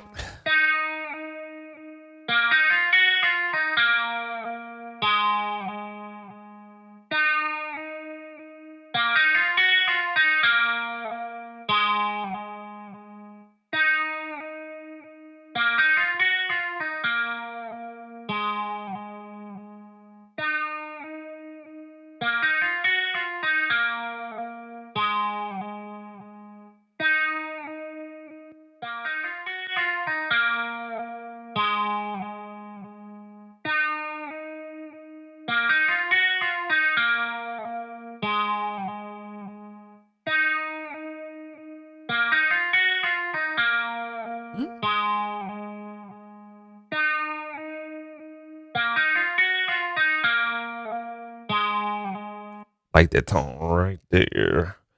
Let's add that in there slowly but surely. And we're going to put that in the beginning of the track.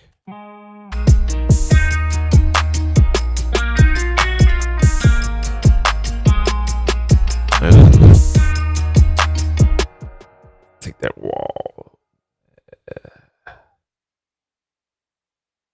Let's go back.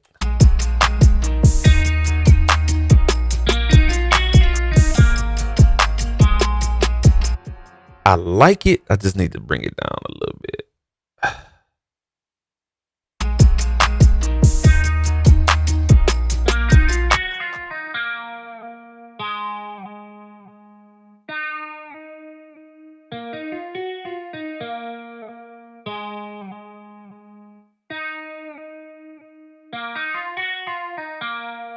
There we go.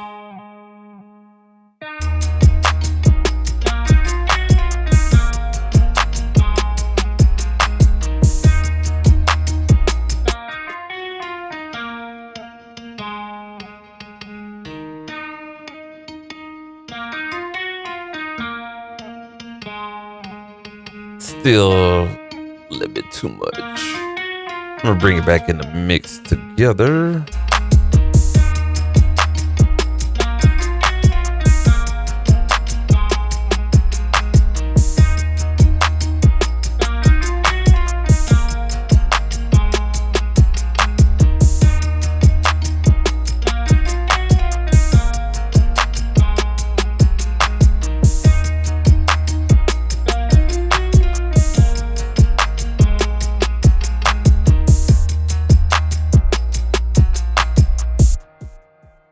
Got it in mono because I'm really trying to check something.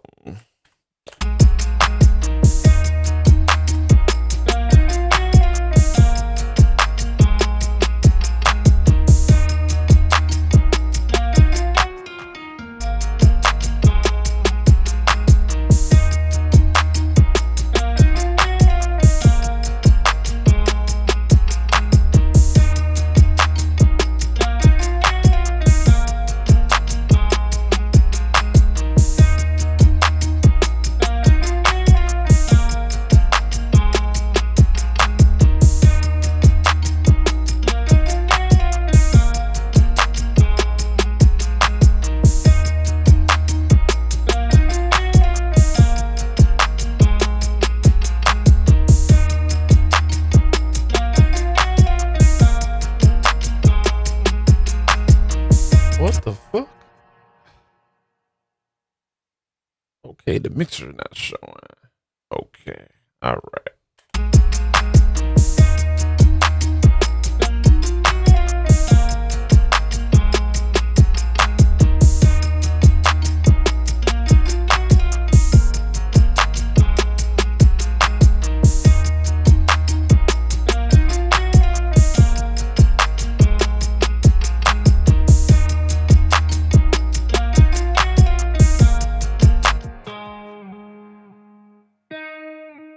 All right, so I'm tired of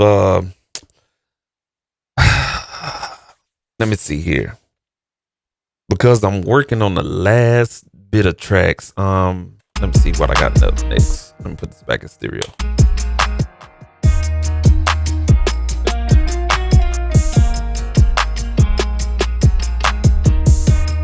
Okay, yeah, we're on the hook part right here.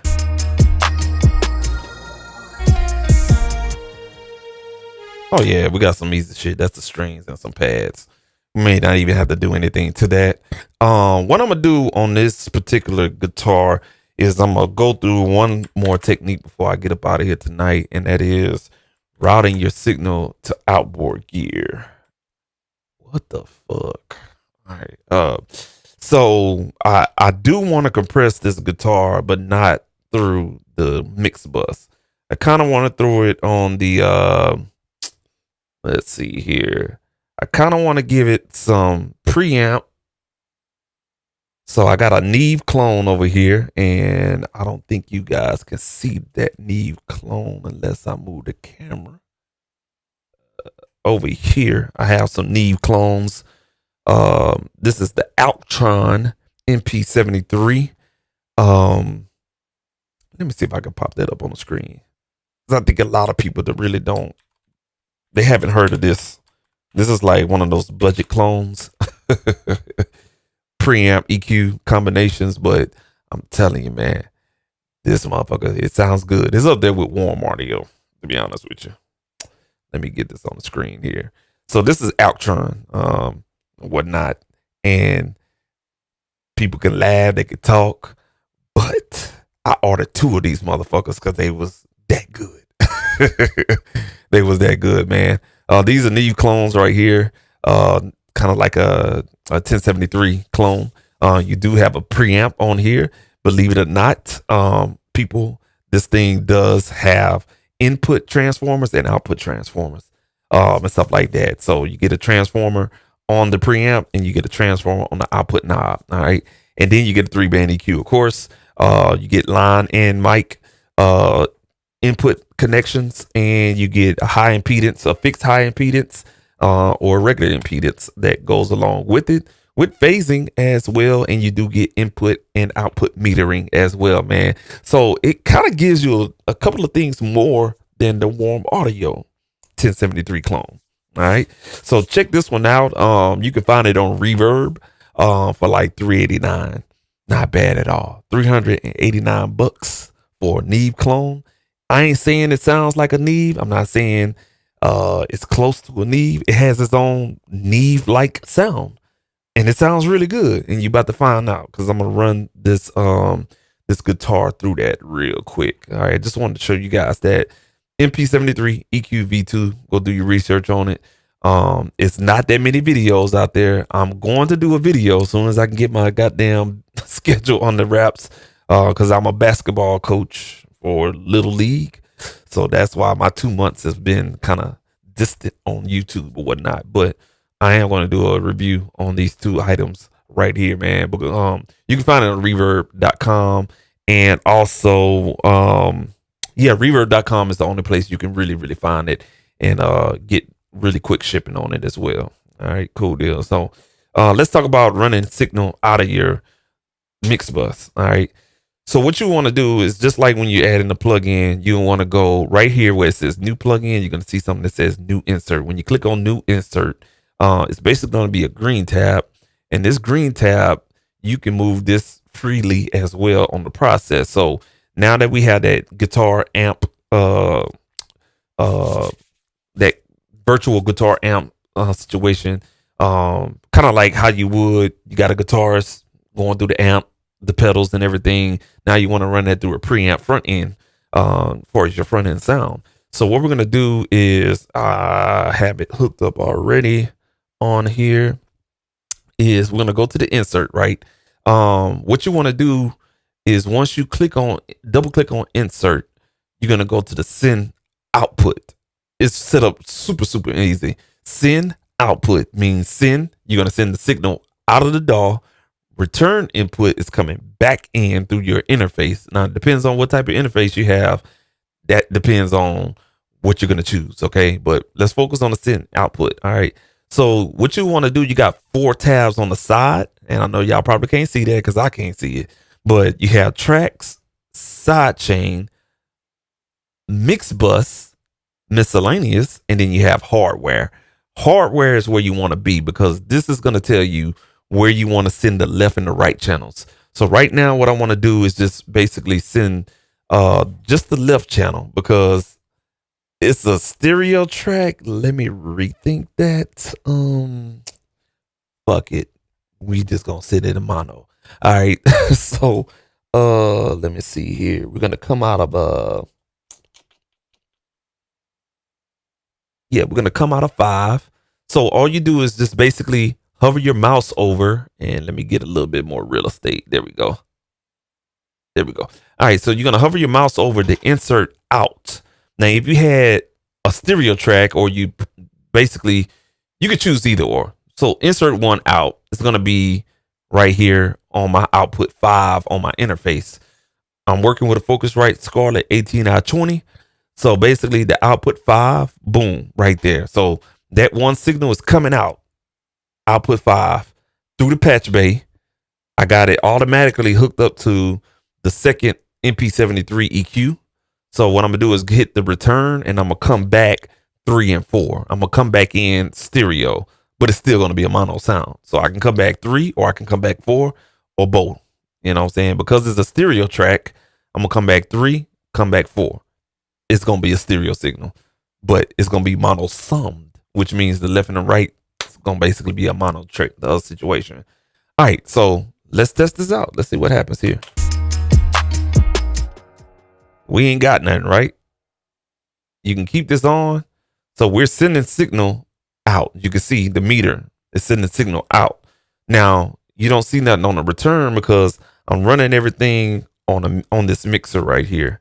Let me see if I can blow that up. All right, cool. Yeah, so right now on this particular track, this is the return coming from the processor, which is right here. All right, and I'm just gonna turn that up a little bit. Right there. All right, so let me gain stage. So right now the output is about -15, and the input, let's get that to -15. Let me, where the hell did my transport thing go? There we go. Man, come on, bruh. All right, cool. We ain't got that now. Hold on 1 second. Okay. What the fuck we just did? Uh-oh. Let's see what we did. I had signal. Oh, there it is. Wrong channel. You dumbass. All right, let's bring it back. All right, let's bring our insert back in. All right, cool. So I got the mixer channel up so it can match the -15. Now I can go here and add some gain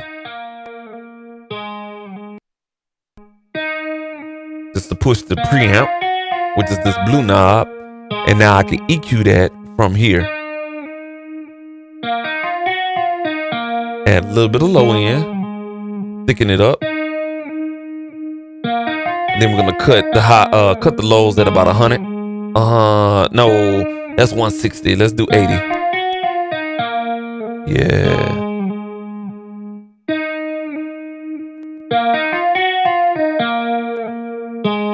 So the mid frequency.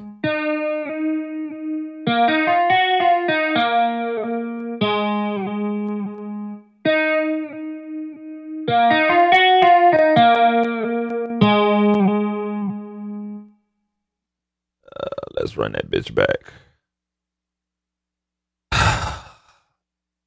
Come on, dog.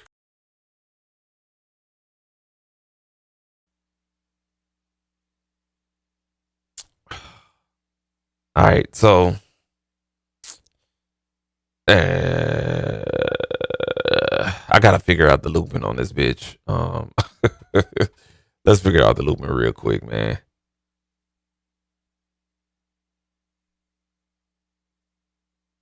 Let's see here, this ought to be a loop right here. I'm just gonna loop the hook. There we go. Let's loop the hook there.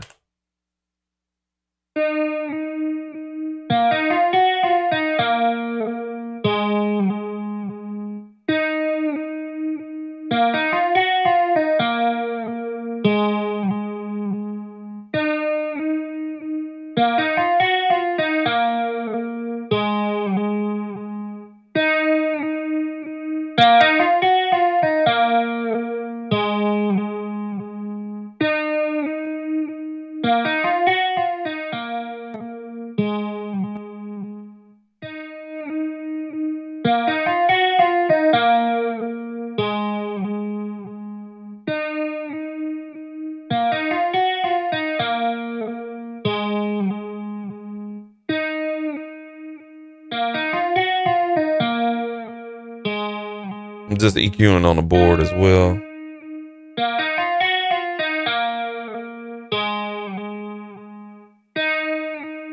All right, cool. Now what I can do is I'm gonna use a patch cable, which is basically a Y signal. So if you familiar with mixing boards or whatnot, if you have an insert, you can patch a compressor into the insert. So basically we're going to take a 1/4 inch TRS and we got 2 TS left and right, and the left is going to be sitting in the signal, splitting that signal from that particular channel on the Mackie, and then the red is going to return it back into the insert slot. So basically I'm going to insert this what I want to use. I'm gonna insert this Clark Technique KT2A compressor, which is a La 2A clone.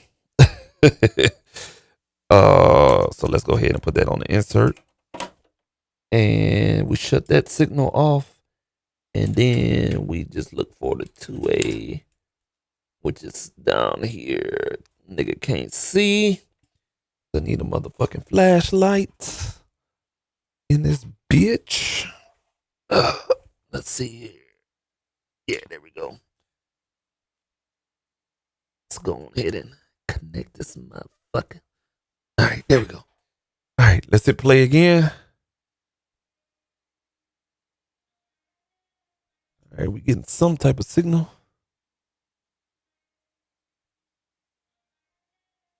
I hope I did this shit right. I may have it backwards. Yeah, I do. Because of the patch bay. I forget the patch bay has the output at the top. There it is. There he is. Turn it down a little bit.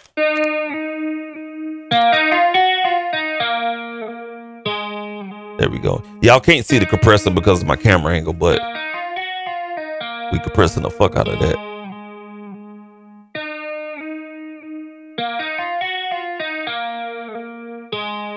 So it's really smoothing out that guitar. And let me remove the insert patch.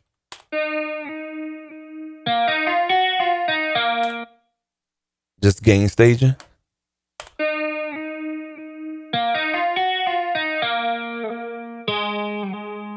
Cool. And we got a little EQ on there. Let's just add like a little bit of reverb from the mixer, because I have built-in effects on this bad boy. Let's go ahead and add a little bit of reverb there.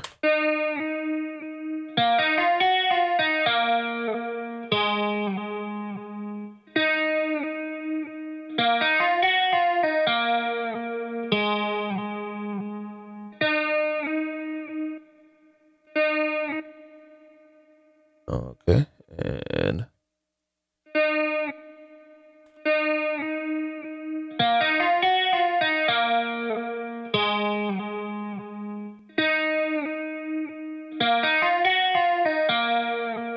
Now we could play that in there. Now you're hearing the loop back because the way the effects engine on this mixer is, it's weird because it feeds into, the playback and everything like that. But let's go ahead and unsolo that and see what happens.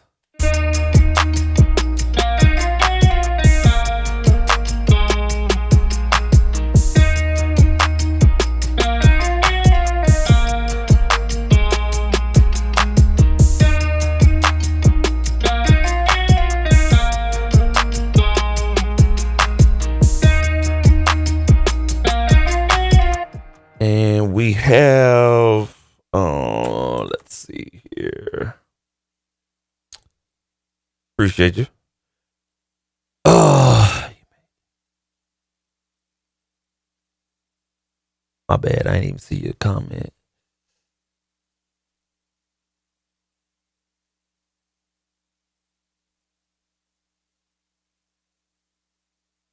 Yeah, that'd be a good idea too. Yeah, that would be a good idea. All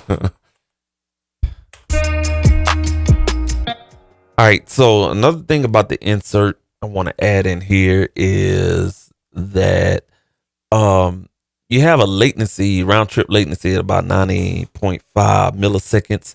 If you hit measured latency, it'll automatically make it up, or fix the latency in here. All right, and we'll replay it again.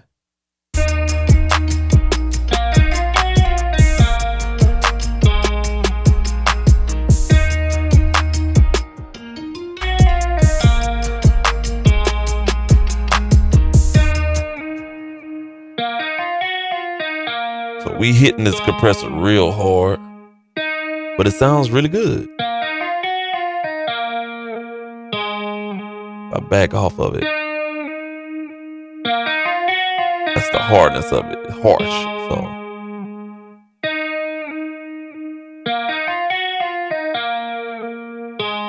I like that right there. And all we gotta do is just turn that shit down in the mixer.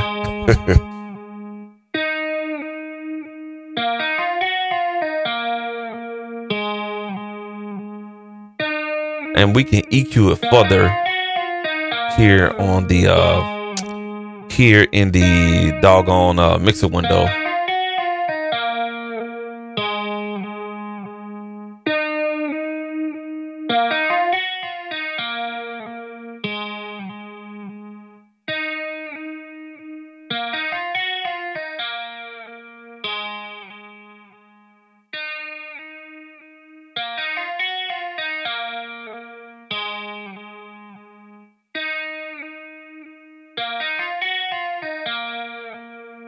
There we go. So we fixed a little EQ right here on the. Yeah, it's pretty good, bro. I ain't gonna hold you. That Outboard, man, like, to say it's a Chinese brand, I think it's Chinese. Yeah, it's Chinese. To say it's a Chinese made thing, it sounds pretty good. Check this out. I did some. Let me put this on the big camera real quick. So check this out. I did some research on the Outboard. There's a little bad boy right here. Y'all can see it in the big camera. All right. I did some research on this. Some of the parts, Outboard, some of their internal parts is some of the parts they make for warm audio and other high-end audio processor manufacturers. You know what I'm saying? Like Warm Audio, for example. I think BAE comes from Outboard. So I kind of explained this earlier and stuff like that. Smaller companies like this that making that cheap stuff, like Behringer, for example, a lot of people don't know, but Behringer make certain parts for high-end companies. You know what I'm saying? Like the Clark Technique, for example. All of their equipment is under the Behringer umbrella. Some of the effects that you have, like TC Electronics, I think falls under that Midas window, and Midas falls under that Behringer window. Same thing with Outtronic. They make some components for warm audio. So a lot of people, you go and spend, that semi-professional money, stuff like that, like $1,000 or more for a particular piece of a hardware processor or piece of equipment. And really, when you look at the budget stuff, that's why you got to really research what you buy, because Outron, all they did was just take the little bit of parts that they make and put their own ingenuity to it and say, you know what, if we make the goddamn the EQ circuit for warm audio, not to say that's what they do. I don't know what the hell warm audio do, but hypothetically speaking, or for example, or theoretically speaking, if Outron make a certain particular circuit board, particular process for quote unquote warm audio, BAE, heritage audio, or something like that, and they decide, well, you know what, we're going to make our own unit, utilizing our own ingenuity, you get something like this. It's not bad at all. This is the version 2. They had the version 1, version 2. A lot of people complain about noise. You hear a little bit of hiss, but I got this motherfucker cranked up at 55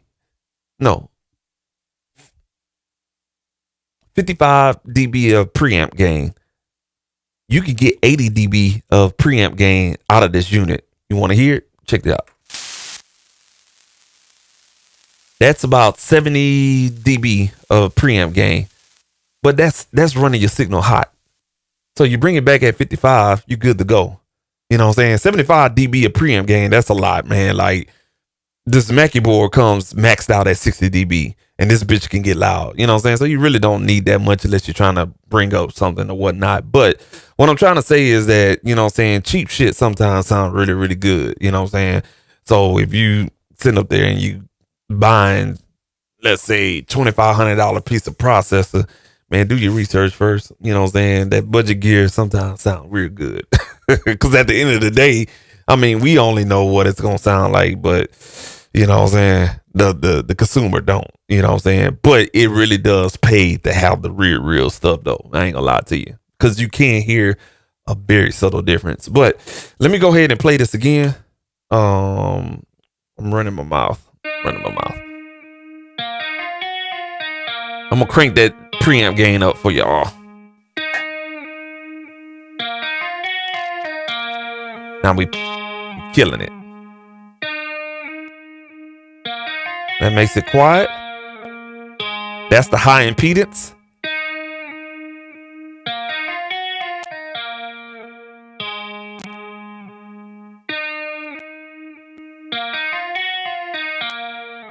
You know what I'm saying? And turn it output a little bit and bring it back in.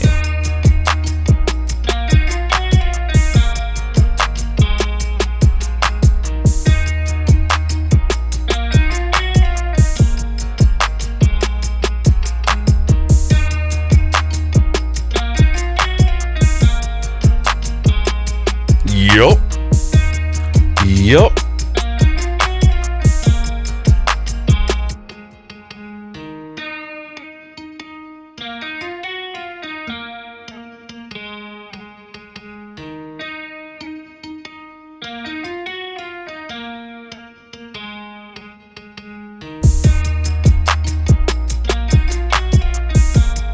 Something still sounds funny with that wall. I ain't gonna even lie to you.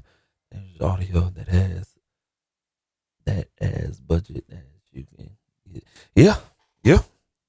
True. Let's get this thing here, man.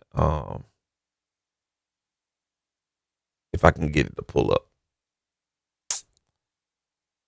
All right, there we go.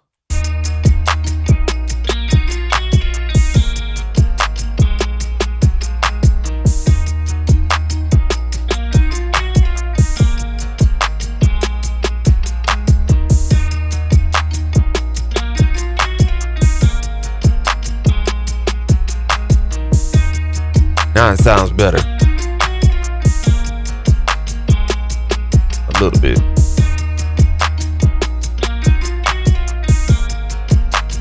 Maybe I don't need it panned that far.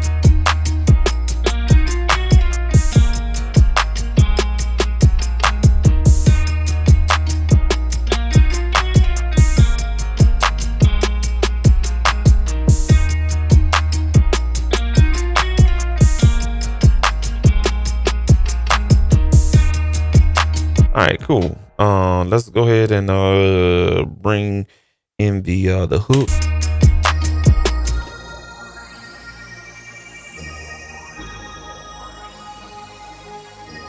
I don't even think I need to do anything to that. I like the way that sounds.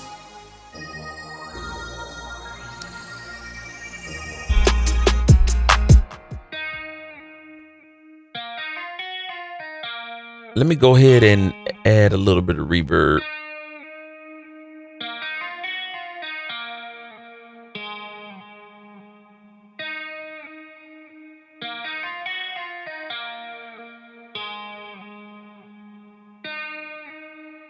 For sure, man. I appreciate you, man. I don't have my super chat set up just yet. Appreciate you, man. I don't have my super chat set up just yet. I did just qualify for monetizing, like as of yesterday. Was that yesterday? Yeah, today Friday. Yeah. So your boy we just hit monetization on this channel, but I gotta go through the application process. So I'm waiting on my pen. And once that gets all approved and everything like that, just watch out, bro. We coming, man. Got some stuff lined up, bro. But I appreciate you, man, for tuning in. If you gotta go, man, I appreciate it, man. Bottom, hey, man, 3 for 3, bro. You helped me out, man, for real. Good ear too, man. Good ear, man. Do me a favor, bro. You know what I'm saying? If you want to stay up on what I'm doing and everything like that, feel free to scan the QR code. You know what I'm saying? And, you know what I'm saying? Put your email down, man. You know what I'm saying? I'm doing a lot of giveaways here pretty soon. I'm working on 3 ebooks. I'm about to work on an e-course. I am going to be giving away sounds, free plug-in every now and then, and free beats. But the only way you're going to get that information, if you go ahead and scan the QR code, put your name and your email. That's all I'm asking. It's a newsletter, you know what I'm saying? And that newsletter is going to be all kind of goodies in that newsletter. And if you know me, and the people that do know me know that I give away good free game and good information. So go ahead, man, scan that QR code and, you know what I'm saying? Sign up to the email newsletter, man. And, you know what I'm saying? It's going to be some goodies coming out, man. So go on ahead, and anyone that's watching on the playback or watching on this live stream, go ahead and scan the QR code, man. Put your name and email in, and stay on the up and up with what we got going on and stuff like that for sure. And while I'm talking, man, and advertising, go ahead and check out my beat tape. You know what I'm saying? It's out. I haven't had a chance to promote the motherfucker. You know what I'm saying? But go ahead, scan that right there. It's going to take you to the smart link, and you can stream it on whatever your preference is as far as your streaming platform and stuff like that, man. And check out the beat tape, man, right there, man. Sound clarity, bro. Yes, sir. And if you want to know more about me, go ahead, scan that QR code right there. That is a little bit of everything about me, man. And it'll just navigate you and everything like that, man, for sure, man. But I appreciate you, OGPP, man, for all of that right there. Yes, sir. All right, let's go ahead and get this guitar straightened out.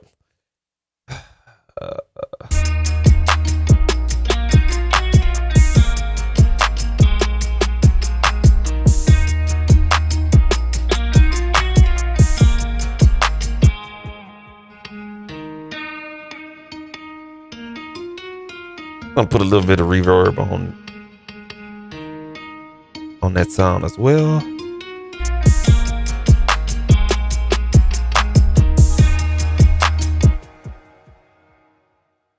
And oh crap. Let's go back to here. Where are we at on this timeline? Okay, so this shit is killing me, man. The windows. Jeez.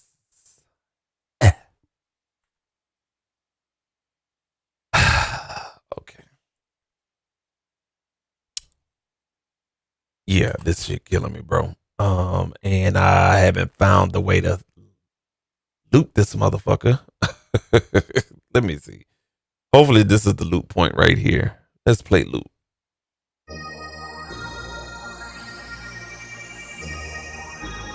I don't think we need to do anything but bring out some tonage in here.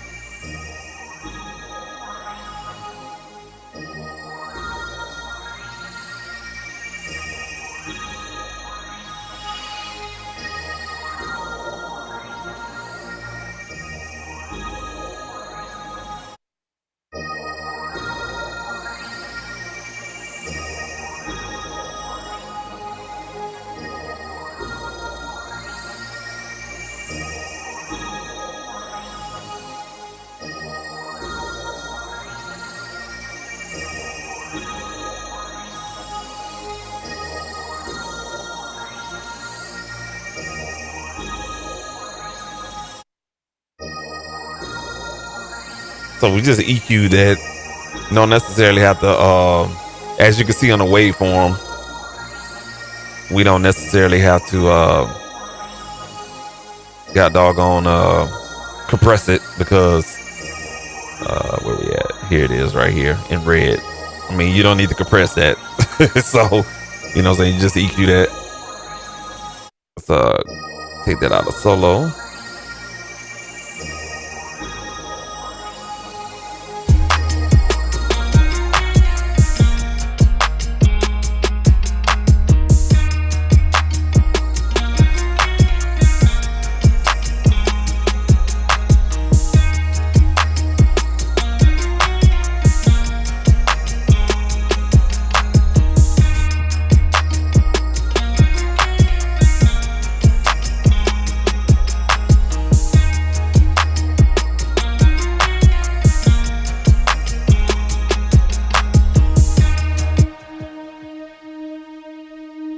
And this section, the strings, we don't necessarily have to do no compression on that as well. It's pretty much evenly dynamic out, just judging by from the waveform. So we just EQ that bad boy. We're going to use the Harrison 32. Yeah. Are you talking about this sound right here? Yeah. I don't know what the hell I was doing on that iPad, man.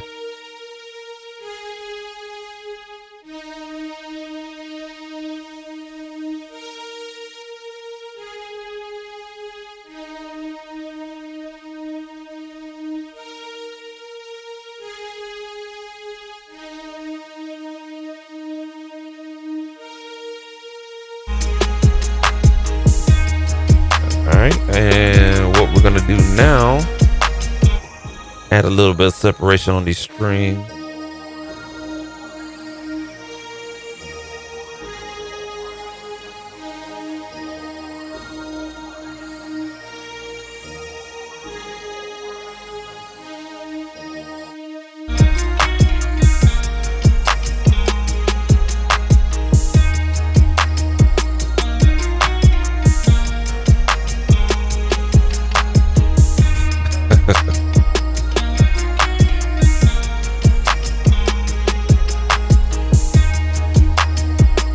All right, cool. So pretty much we got everything mixed, or whatnot.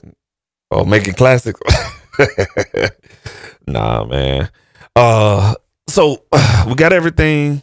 So these tracks right here, this track here, if I can highlight it, this track here, this track, and this track, we're going to go ahead and put these two tracks here on MixBus. Well, all of these tracks highlighted red, we're going to put that on MixBus 3. And now what we have created now is a melody MixBus. Now this is kind of like the way I kind of work in Studio One, where I have drums and then everything else, and then I leave my bass by itself and stuff like that. So we're going to put all of this stuff right here on MixBus 3. And then what we're going to do is group all of those as well. Let's do a new group. We're going to call that, Instro. And we're going to go ahead and get it like a pink color, I guess. And then we just hit new. Boom. All right, cool. Oh, crap. And what we can do is just basically take that. You see how we taking that pink tab and we just spreading it across the highlighted reds. So we can basically call that a group. So now when we solo all of this, that's all the instruments. Now,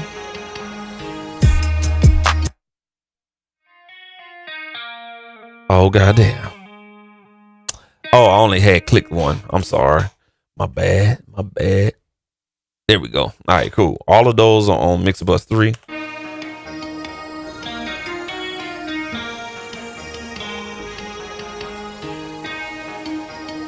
Now I can use different saturations to add saturation drive to this. I'm gonna use the orange on here just to give it a little bit low end thickness.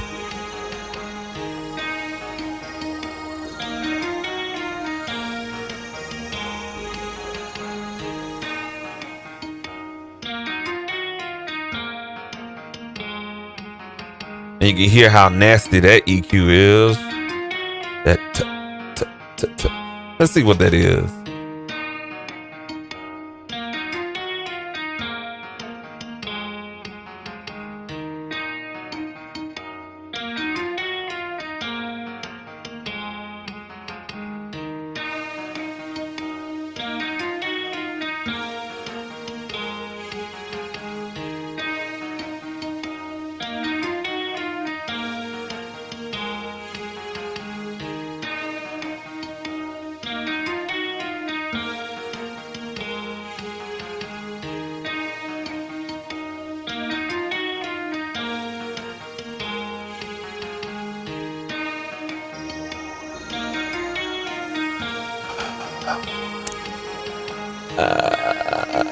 Let's see.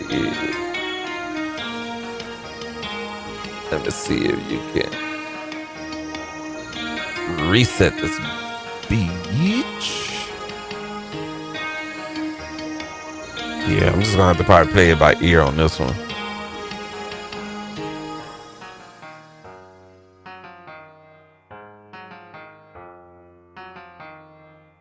Oh goddamn. Put it right there and loop.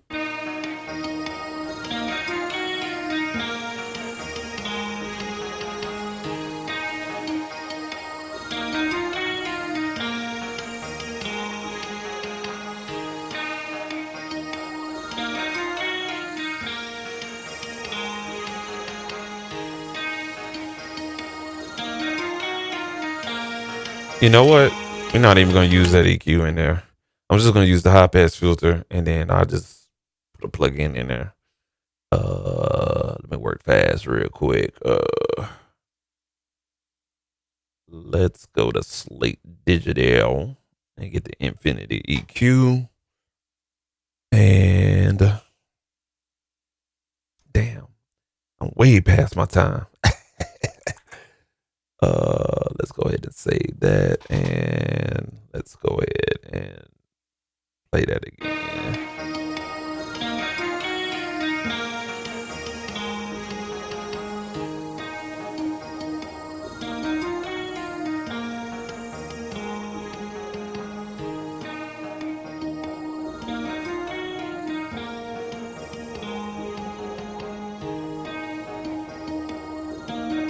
Why does this thing want to move by itself?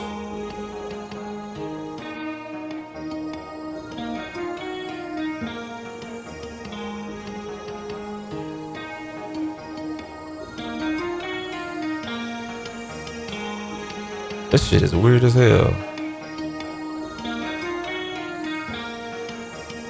Let's turn up the...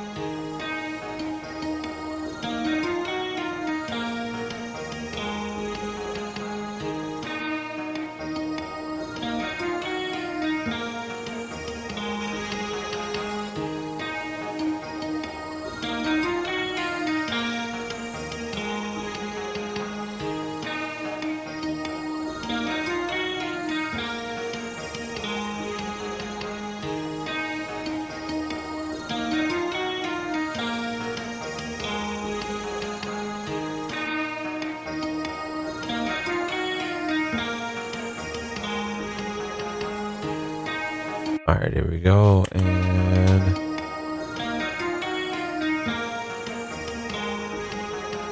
we're gonna go ahead and compress that just a hair. Just a hair.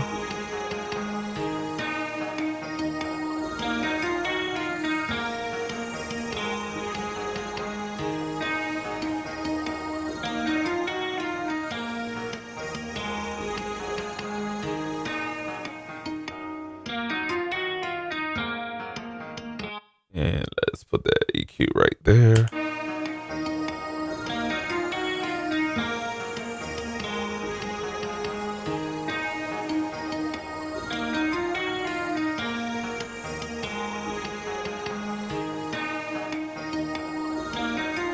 I know, right? Definitely need a...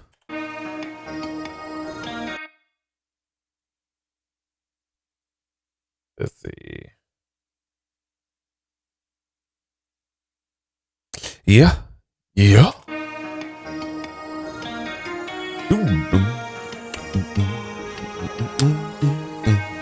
Yep.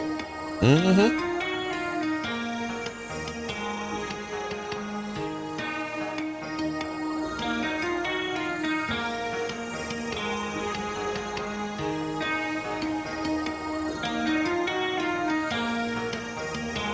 All right, let's go ahead and mix that in now.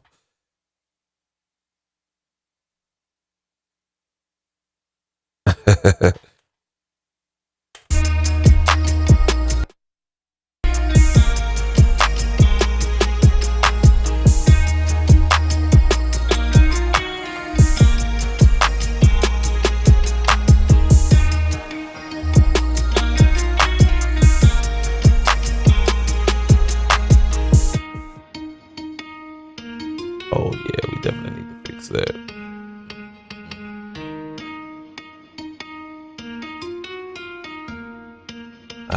Let's pull back on that.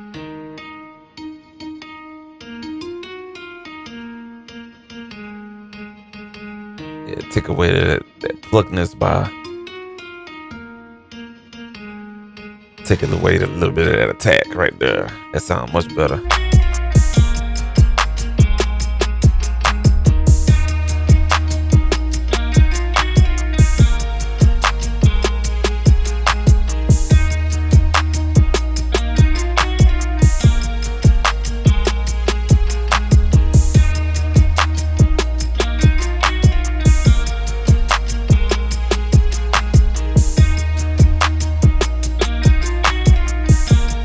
Probably don't even need to add that much.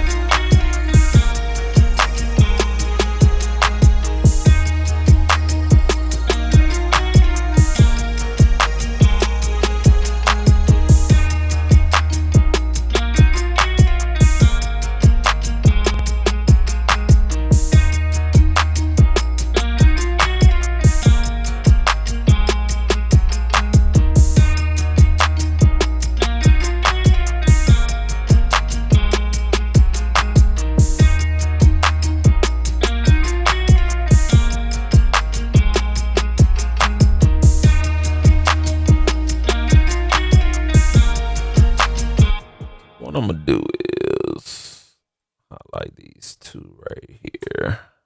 Turn these two down.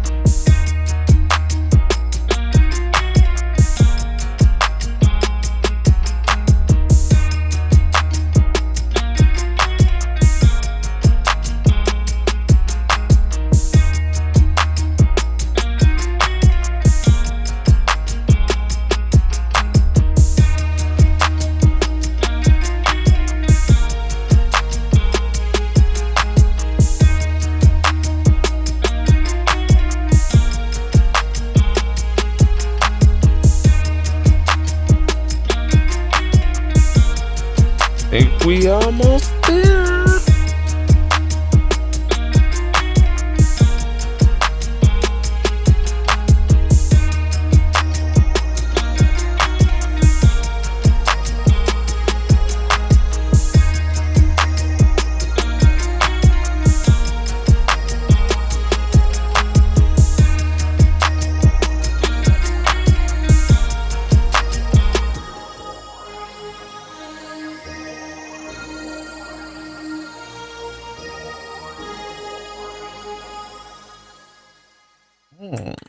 Let's bring that back.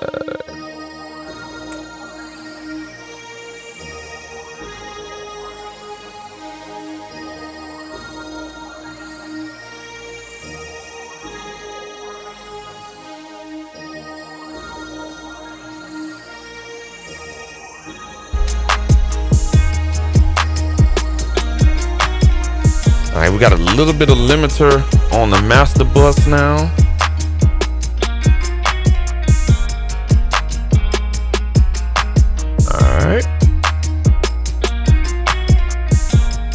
So yeah, they by default. Oh, I had this on here earlier. Okay, so I got like a compressor on here already. Yeah, forgot all about that. So this is a look ahead compressor, built-in stock. Didn't realize it. So that's the compressor bypassed, and that's with it on, and that's the hard knee to the left, soft knee to the right.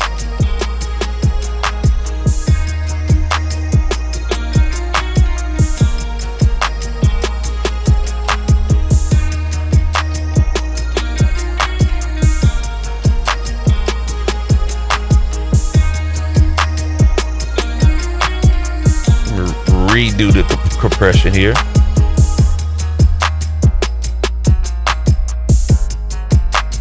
Try to glue this a little bit. Compressor sounds not bad.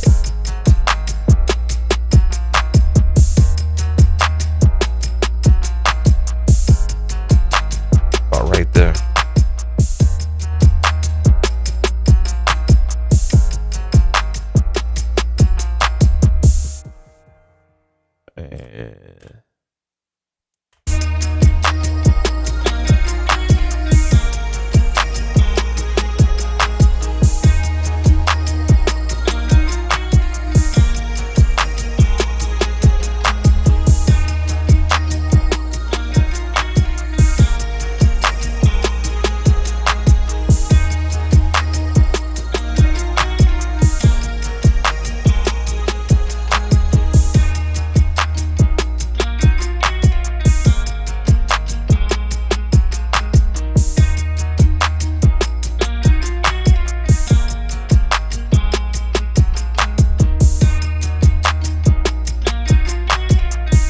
And I think that's it.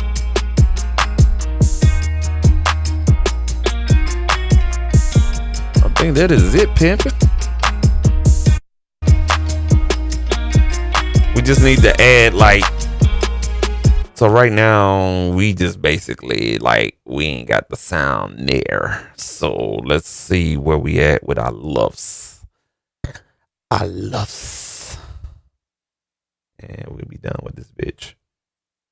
Per se. I still got to go back and check it on the big speakers, but per se, we be done with it. All right, let's see where we at on our loudness chart.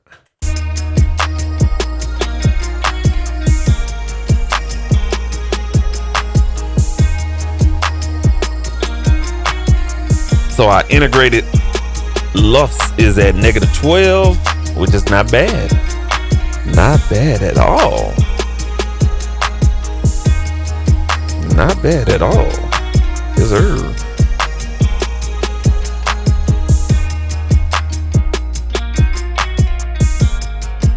All right, cool. Now that's what that sounds like, and then this is what the original from the iPad sounded like. if I can get it to play. Oh. Now I did have a mastering situation on here.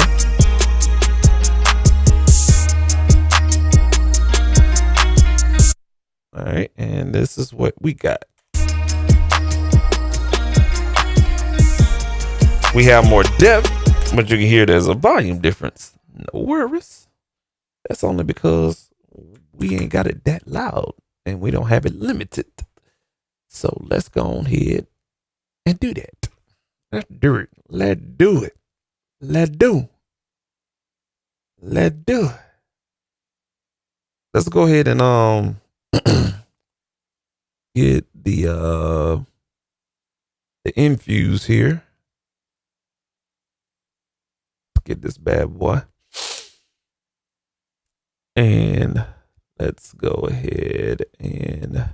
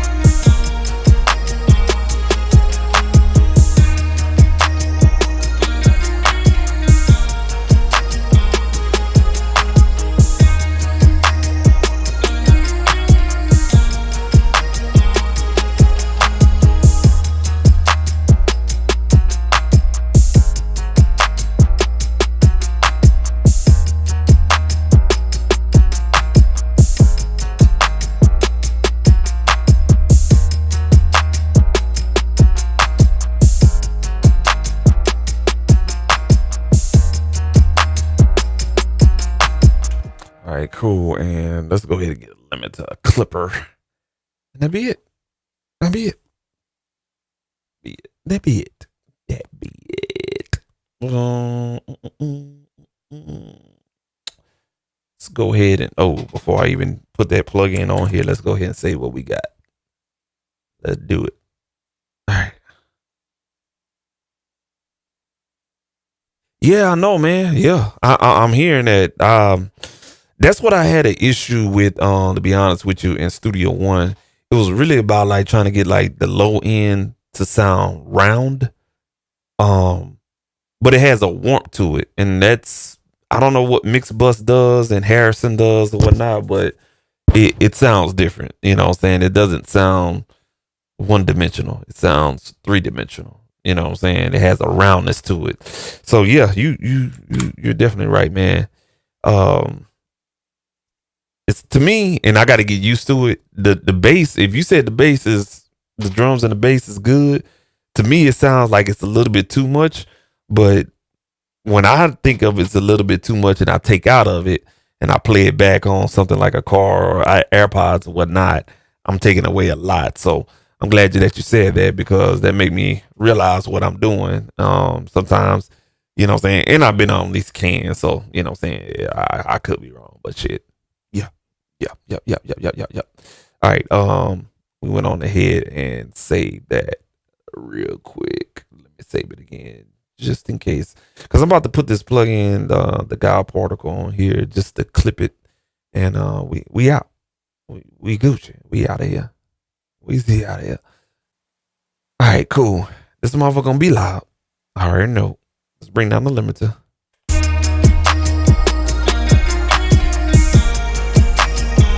Now, let me say something about this. When I utilize this plugin in Studio One, it don't hit the targets like they need to. And I'm hitting them targets. And I didn't even push volume. So that lets me know like the whole infrastructure of this doggone program is, it's doing its thing, bro. I think I found a new mixing platform here.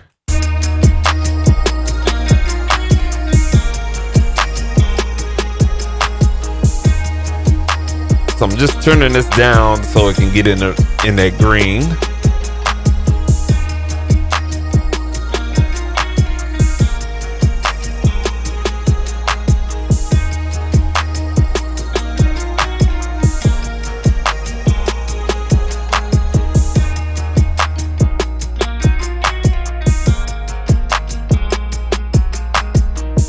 All right, now we got our tonage on the EQ straight. Let's go ahead and pump up the limiter.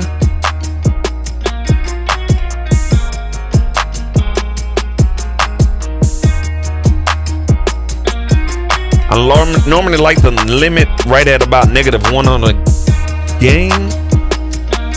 No more than -3. So we Gucci. Let's go ahead and put that module right before the fader. And let's check where we at on here.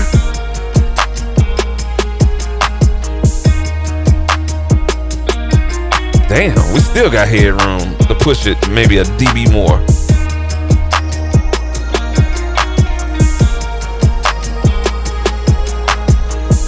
I'm gonna push it a half a dB.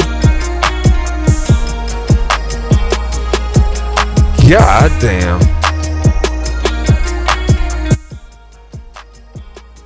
Do the dim check.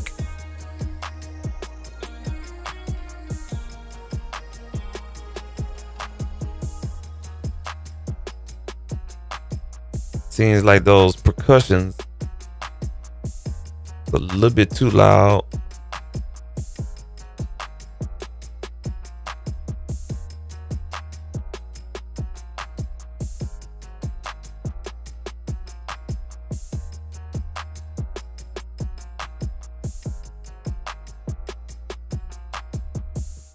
All right, let's bring that back one more time.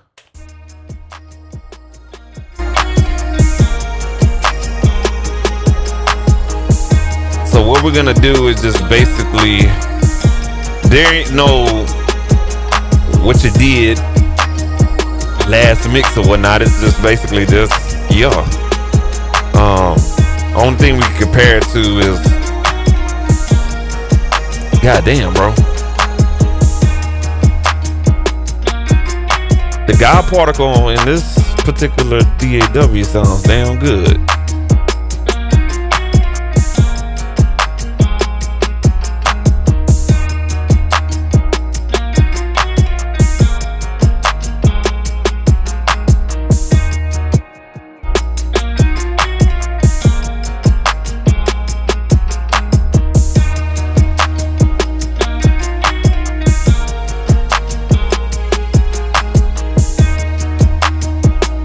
Yeah, it really does. For sure, man. Appreciate you. So yeah, that's where we at right now. We had an integrated LUF at about -10, which is on the competitive level to be basically streamed on Spotify, YouTube. I mean, any digital streaming platform. That's the medium. That's where a lot of people mixing their songs right at about -10, -11. We hit -10.5 easy and smoothly, no problems. And we got plenty of dynamic range, I'm quite sure.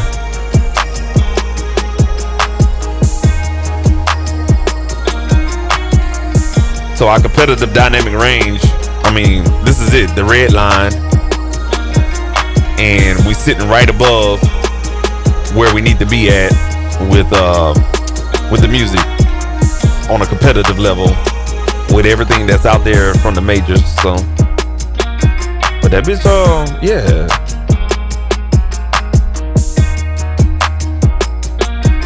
And then our K meter right here. I mean, we still got headroom though. That's crazy. And then we got tape saturation. If I take the tape saturation off, you'll notice a difference.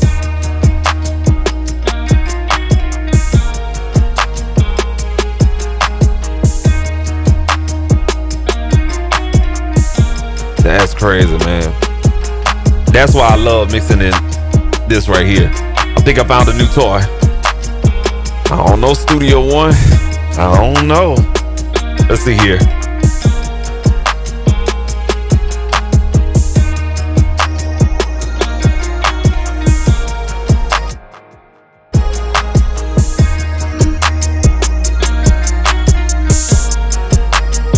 You see how narrow this is? It's loud.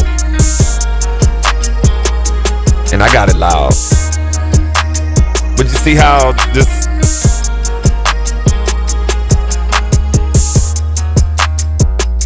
so that's not bad coming from an iPad. And that was a mix that I did. But check this out.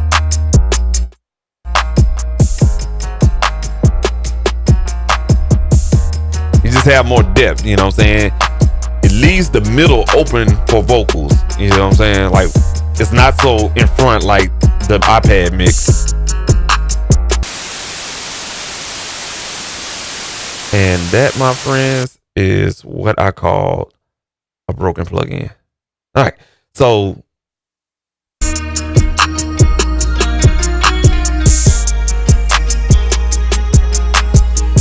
that's the iPad mix.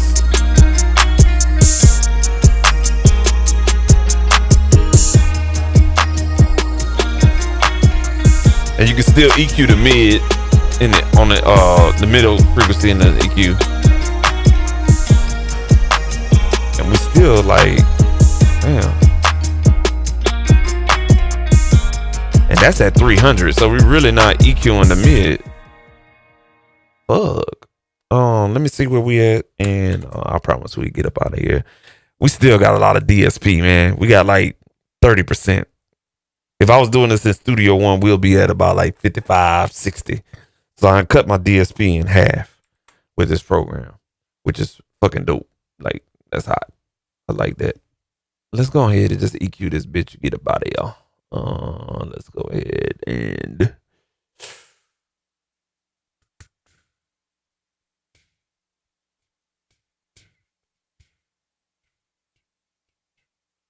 gonna go ahead and go with this one right here. Yeah.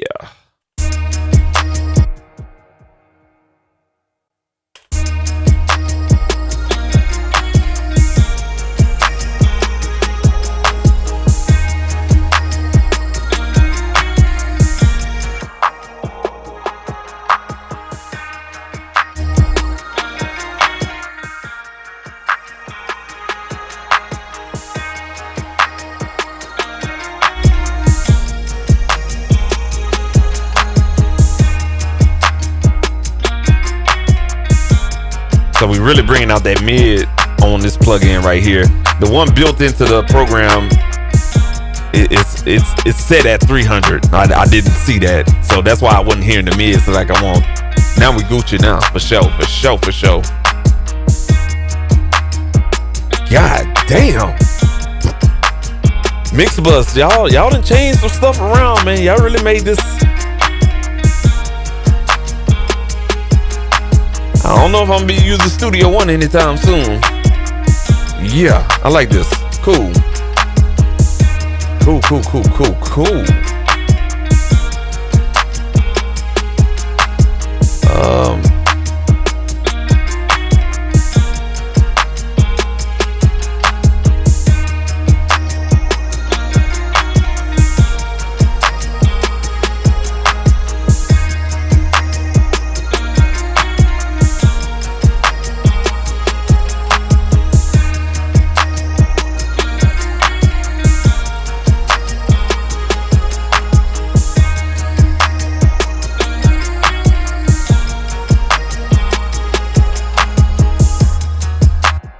Let me see something right here.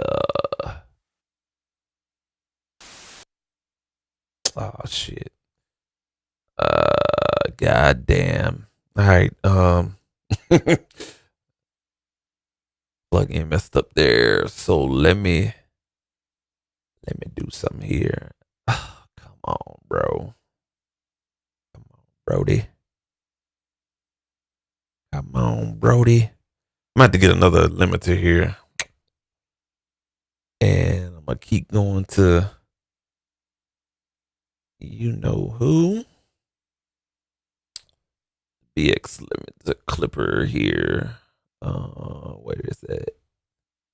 There we go. So I've been utilizing this situation pretty often. And what we're gonna do is just basically set this very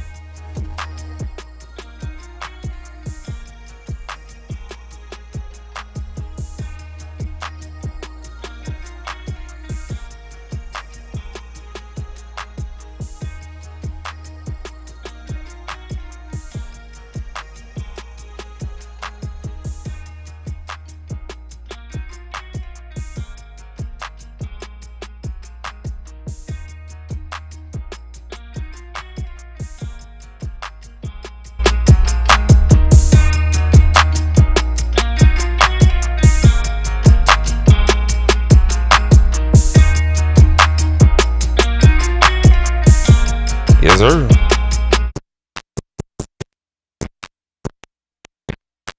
And let's go ahead and adjust the drive that's coming inside of this bad boy.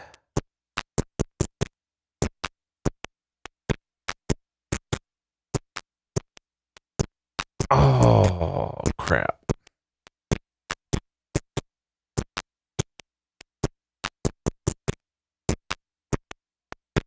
All right, hold on 1 second. Man. All right, so the EQ I had on here is, oh, it's still here. Good. Let's bring that down. Let's bring that down here. For some reason, it's showing all this extra shit, and I can't figure out how to hide this shit inline. No, there we go. Hide all controls. There it is. Okay. Alrighty. That's what's up. I don't need all that shit. Bet. I'm glad I figured it out. All right, cool. Cool. Bet. Yeah, that part. All right.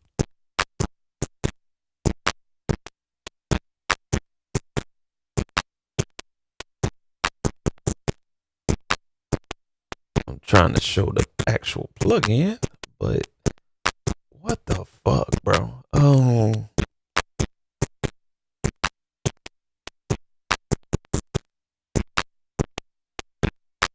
Okay.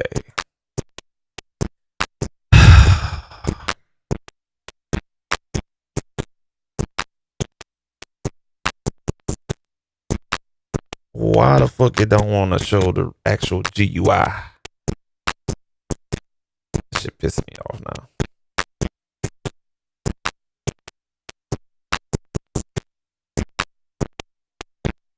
Oh, come on, bro. Hold on 1 second.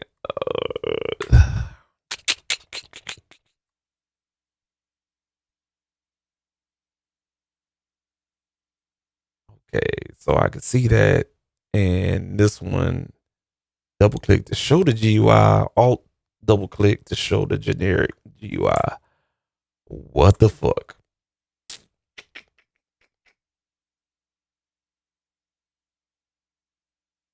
Man, come on, bro.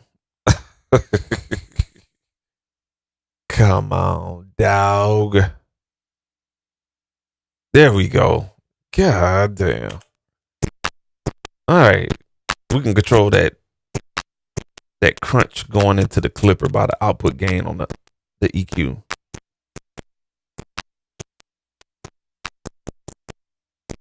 There we go. All right, just had to turn it down a little bit.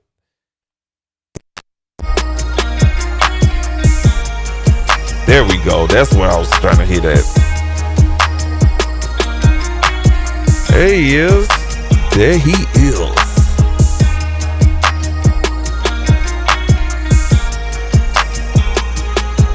All right, so turning off all the plugins on the master track.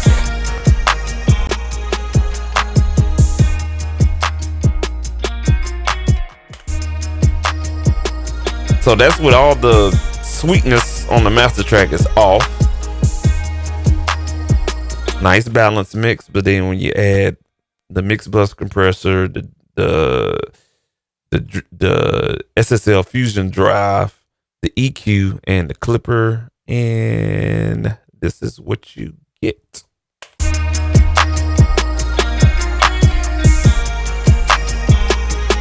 With a little bit of tape saturation. Sweet. Cool, man. So that's gonna do it for us tonight. That is it. That is it.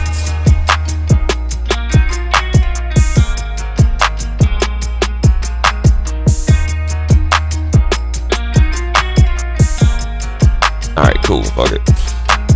Yeah, man. So I'm gonna go ahead and call it a night, and stuff like that, man. OGPP Guns, man. Appreciate you, man.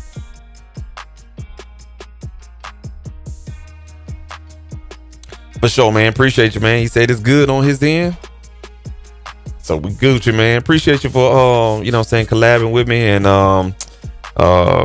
helping me mix, man. He had some good ideas. The delay on the drum bus, I like that. The sustaining the guitar, you know what I'm saying, utilizing the Transient designer, I like that. And there was one more other thing that you suggest, I like that as well, man. So appreciate you, big dog. For sure, man. Blessings to you too as well, man. Anybody that's watching and stuff like that, man, appreciate you for hanging on. I know I had about 4 or 5 people, man. Salute to you. For sure. Like I said, bro, Beat Tape is out right now. Go ahead, scan the QR code, you know what I'm saying. If this live stream stops and it doesn't show on YouTube, give it about like 2, 3, 4 hours.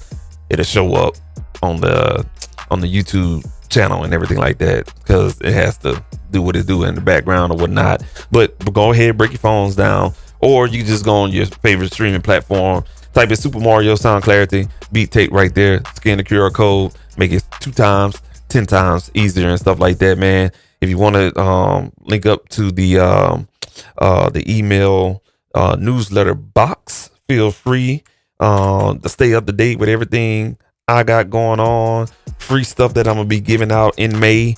You know what I'm saying, you want some literature on mixing, I got you. You know what I'm saying, we're gonna start in baby steps, and I'm gonna hit y'all with that hard shit, and I write it down with these 10 fingers, you feel me? So I should be teaching class. I almost had a job at Houston Community College, you know what I'm saying, but somebody that, you know, that knew somebody, but man, yeah, you know what I'm saying, got all that knowledge right here, right there, and stuff like that. E-course is coming soon, but the only way you're gonna find out this information, if you go ahead, get in the QR code, put your name and email in there, keep you up to date and stuff like that, man. You want to know more about me, scan that link right there. That's a link to my link tree. And you know what I'm saying, if you want to set up a one-on-one consultation, does that as well. You know what I'm saying, links to other people's music on there as well, me, all the credentials and stuff like that. And yeah, that is it, man. So I appreciate y'all tuning in, man. Salute to you, all of you guys. Stay creative out there. Don't be afraid to do anything in your higher power to be successful in what you're trying to do. The only way you're gonna get it done is just to go ahead and do it, bro. You know what I'm saying? You're gonna have to fall the fuck up. and understand not to fuck up again. You feel me? So go ahead, do what you gotta do, man, and don't be afraid to ask questions as well, man. So as the song go ahead and go out and stuff like that, man. If you like this video, feel free to like it. You know what I'm saying? Subscribe to the channel as well. This channel will be doing super chats here pretty soon. I give or take, say 3 weeks. We should be doing a lot of fun stuff on here. So just timing, bro. You know what I'm saying? I'm super excited. I could have been monetized a long time ago. After I looked at my Google AdSense, I was like, damn, 2012, I just wasn't on my shit. What you live and you learn and stuff like that. So yeah, man. So like I said, man, I appreciate y'all tuning in, rocking with me and understanding and checking out MixBus 10. It will be it's actually out right now. It came out yesterday. It's expensive, you know what I'm saying? It's an expensive DAW. If you do not have any prior MixBus products or whatnot, but if you do have MixBus from way back in the gap, you know what I'm saying, you can upgrade, and you should have got a code to upgrade in your email. You can get the pro version, and I didn't even go over the Dolby Atmos features that they have in here, which is fucking cool. So that's gonna be another live stream once I figure that shit out. That's why you gotta subscribe, you feel me? But we're gonna check out the Dolby Atmos because I really want to start getting on that for my clients and doing it. Studio One, it's kind of funky looking, but in here it's just one section and it does it all for you. Once I figure it out, stay tuned to that live stream. But MixBus 10, really cool program. Sounds really good. I'm not gonna say it beat out my longtime homie Persona Studio One, but this is more of a preferred workflow in MixBus. I'm a hands-on type of guy. I learned the traditional way, not the DAW new school way, but I learned the traditional way to do a lot of things. So that's why I like MixBus. I've been trying to get back in it, and they implemented a lot of things. They cleaned a lot of bugs up because this thing used to be buggy as hell. It's been stable on a workflow that I normally work with, in and out, outboard gear, plugins, and I didn't even go back and print my guitar. While I'm talking about that, let me go do that real quick before I get my ass caught up. So this is the guitar right here. No, not that right there. We gotta print this guitar right here. This guitar, we gotta print this. Yeah, I'm tripping. I am tripping hard.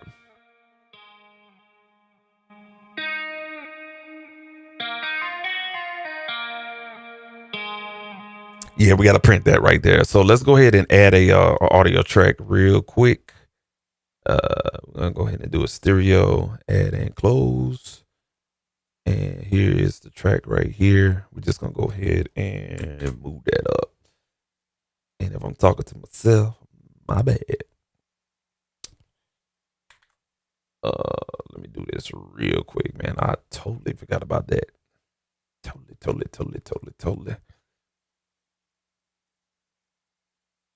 Just gonna go ahead and join that one right there. All right, cool. So what we're gonna do on here is basically bring up the input section, and we're gonna arm this track. We're not gonna monitor the track, but what we're gonna do is mirror what the insert is doing. So basically the insert is doing the job. So all we have to do is basically get the same input that's coming into the interface onto the printed track, and that is right here. So we're gonna rename this track print guitar. All right, and then what we're gonna do, we already have the record arm.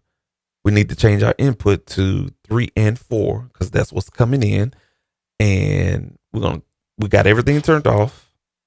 If we don't even need yeah, I don't think we need to add the reverb and everything like that because everything is going to print. I think the only thing we have to do is just basically put it to the instrument bus.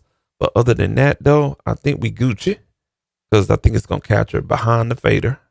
All right, and let's go ahead and do this thing. All right, it's that simple. All right. gonna start right here and record.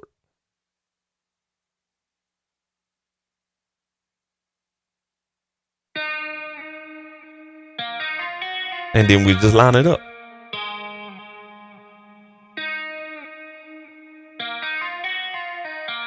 So what you're hearing is the pink track. The red track is what we're recording. All right. So unfortunately, I'm gonna have to play all of this right here. Oh, y'all wasn't even seeing it. Goddamn. So that's what we got going on, man. My bad. I just had to set that up real quick because I totally forgot. So while it's doing that,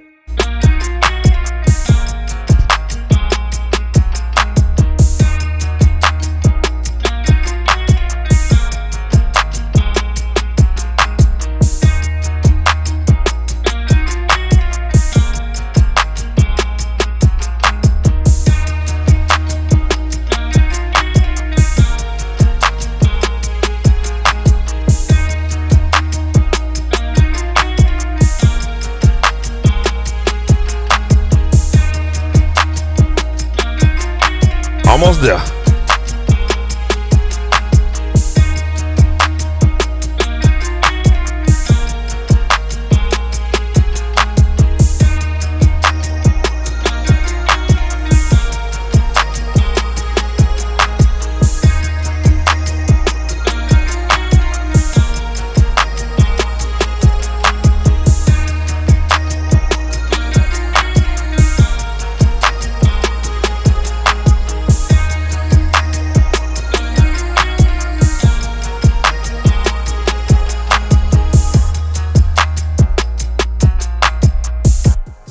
All right, cool.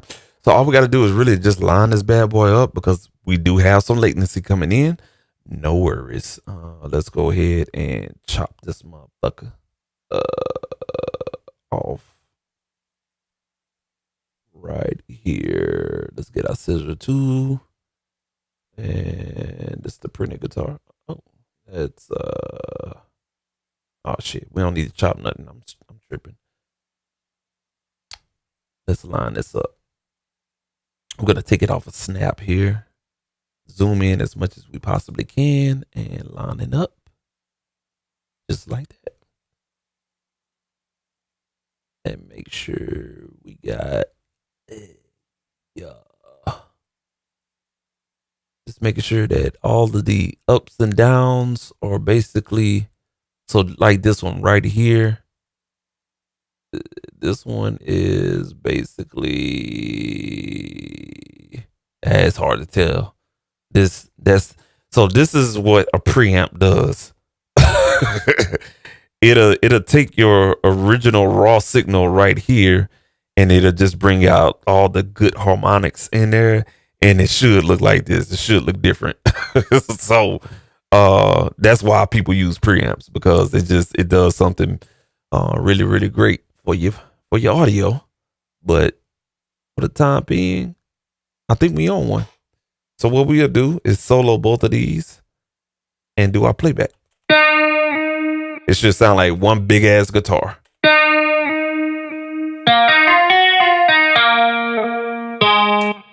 Just like that. Just like that. We're gonna mute this one and turn that motherfucker down. So it doesn't have the reverb, and it's not at the motherfucking instrument bus. So we have to basically turn that on. And this one, 11 negative 11.5. Right there. Goddamn. There we go. All right, cool.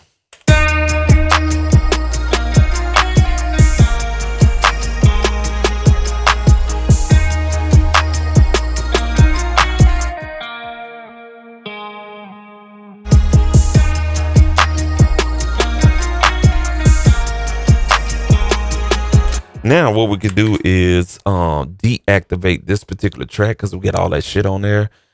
So we just gonna go to our menu and you will see active checked off. We just uncheck it. Now it's deactivated. that means nothing is on there. Go to the mixer channel. It should be deactivated there as well. Even though we have our plugins on there, it's still deactivated, man. So yeah, it's deactivated. So it's deactivated. We can hide it, but we can't click on it. So you can't click on it. You know what I'm saying? It's deactivated. It's not usable. Whatnot, man. Get our color here. Put that on red. Hit OK. And we Gucci.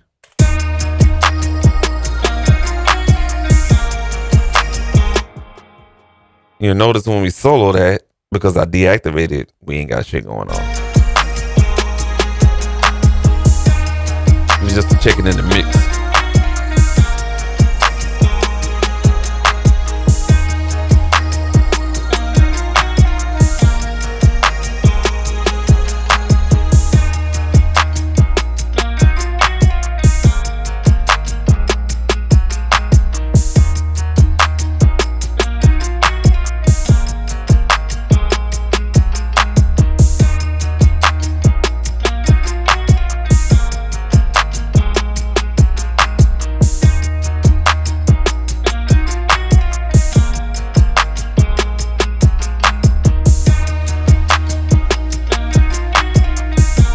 There it is.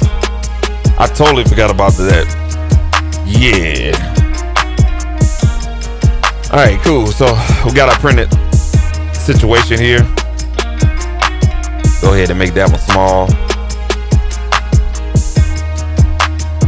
Make it small where I know it. All right, cool. And that's it, man. I ain't gonna even play that no more or whatnot. So that is it right there, man. Y'all stay creative out there. Keep your head on the swivel. I got a video coming soon and for Ableton Live MIDI effect arpeggiator. Something I wanted to turn y'all on. Just got to edit the video. Stay tuned to that. Subscribe, like the video if you like it. Have a great weekend. Catch you later. MixBus 10. Check it out. Download the demo. It's free. You know what I'm saying? And I always say, if a company don't give you a demo on a plugin or a software, they ain't hitting on nothing. You got a demo software. If they don't give you a demo software, it's all about the money, man. Till next time, man. Y'all be easy, man.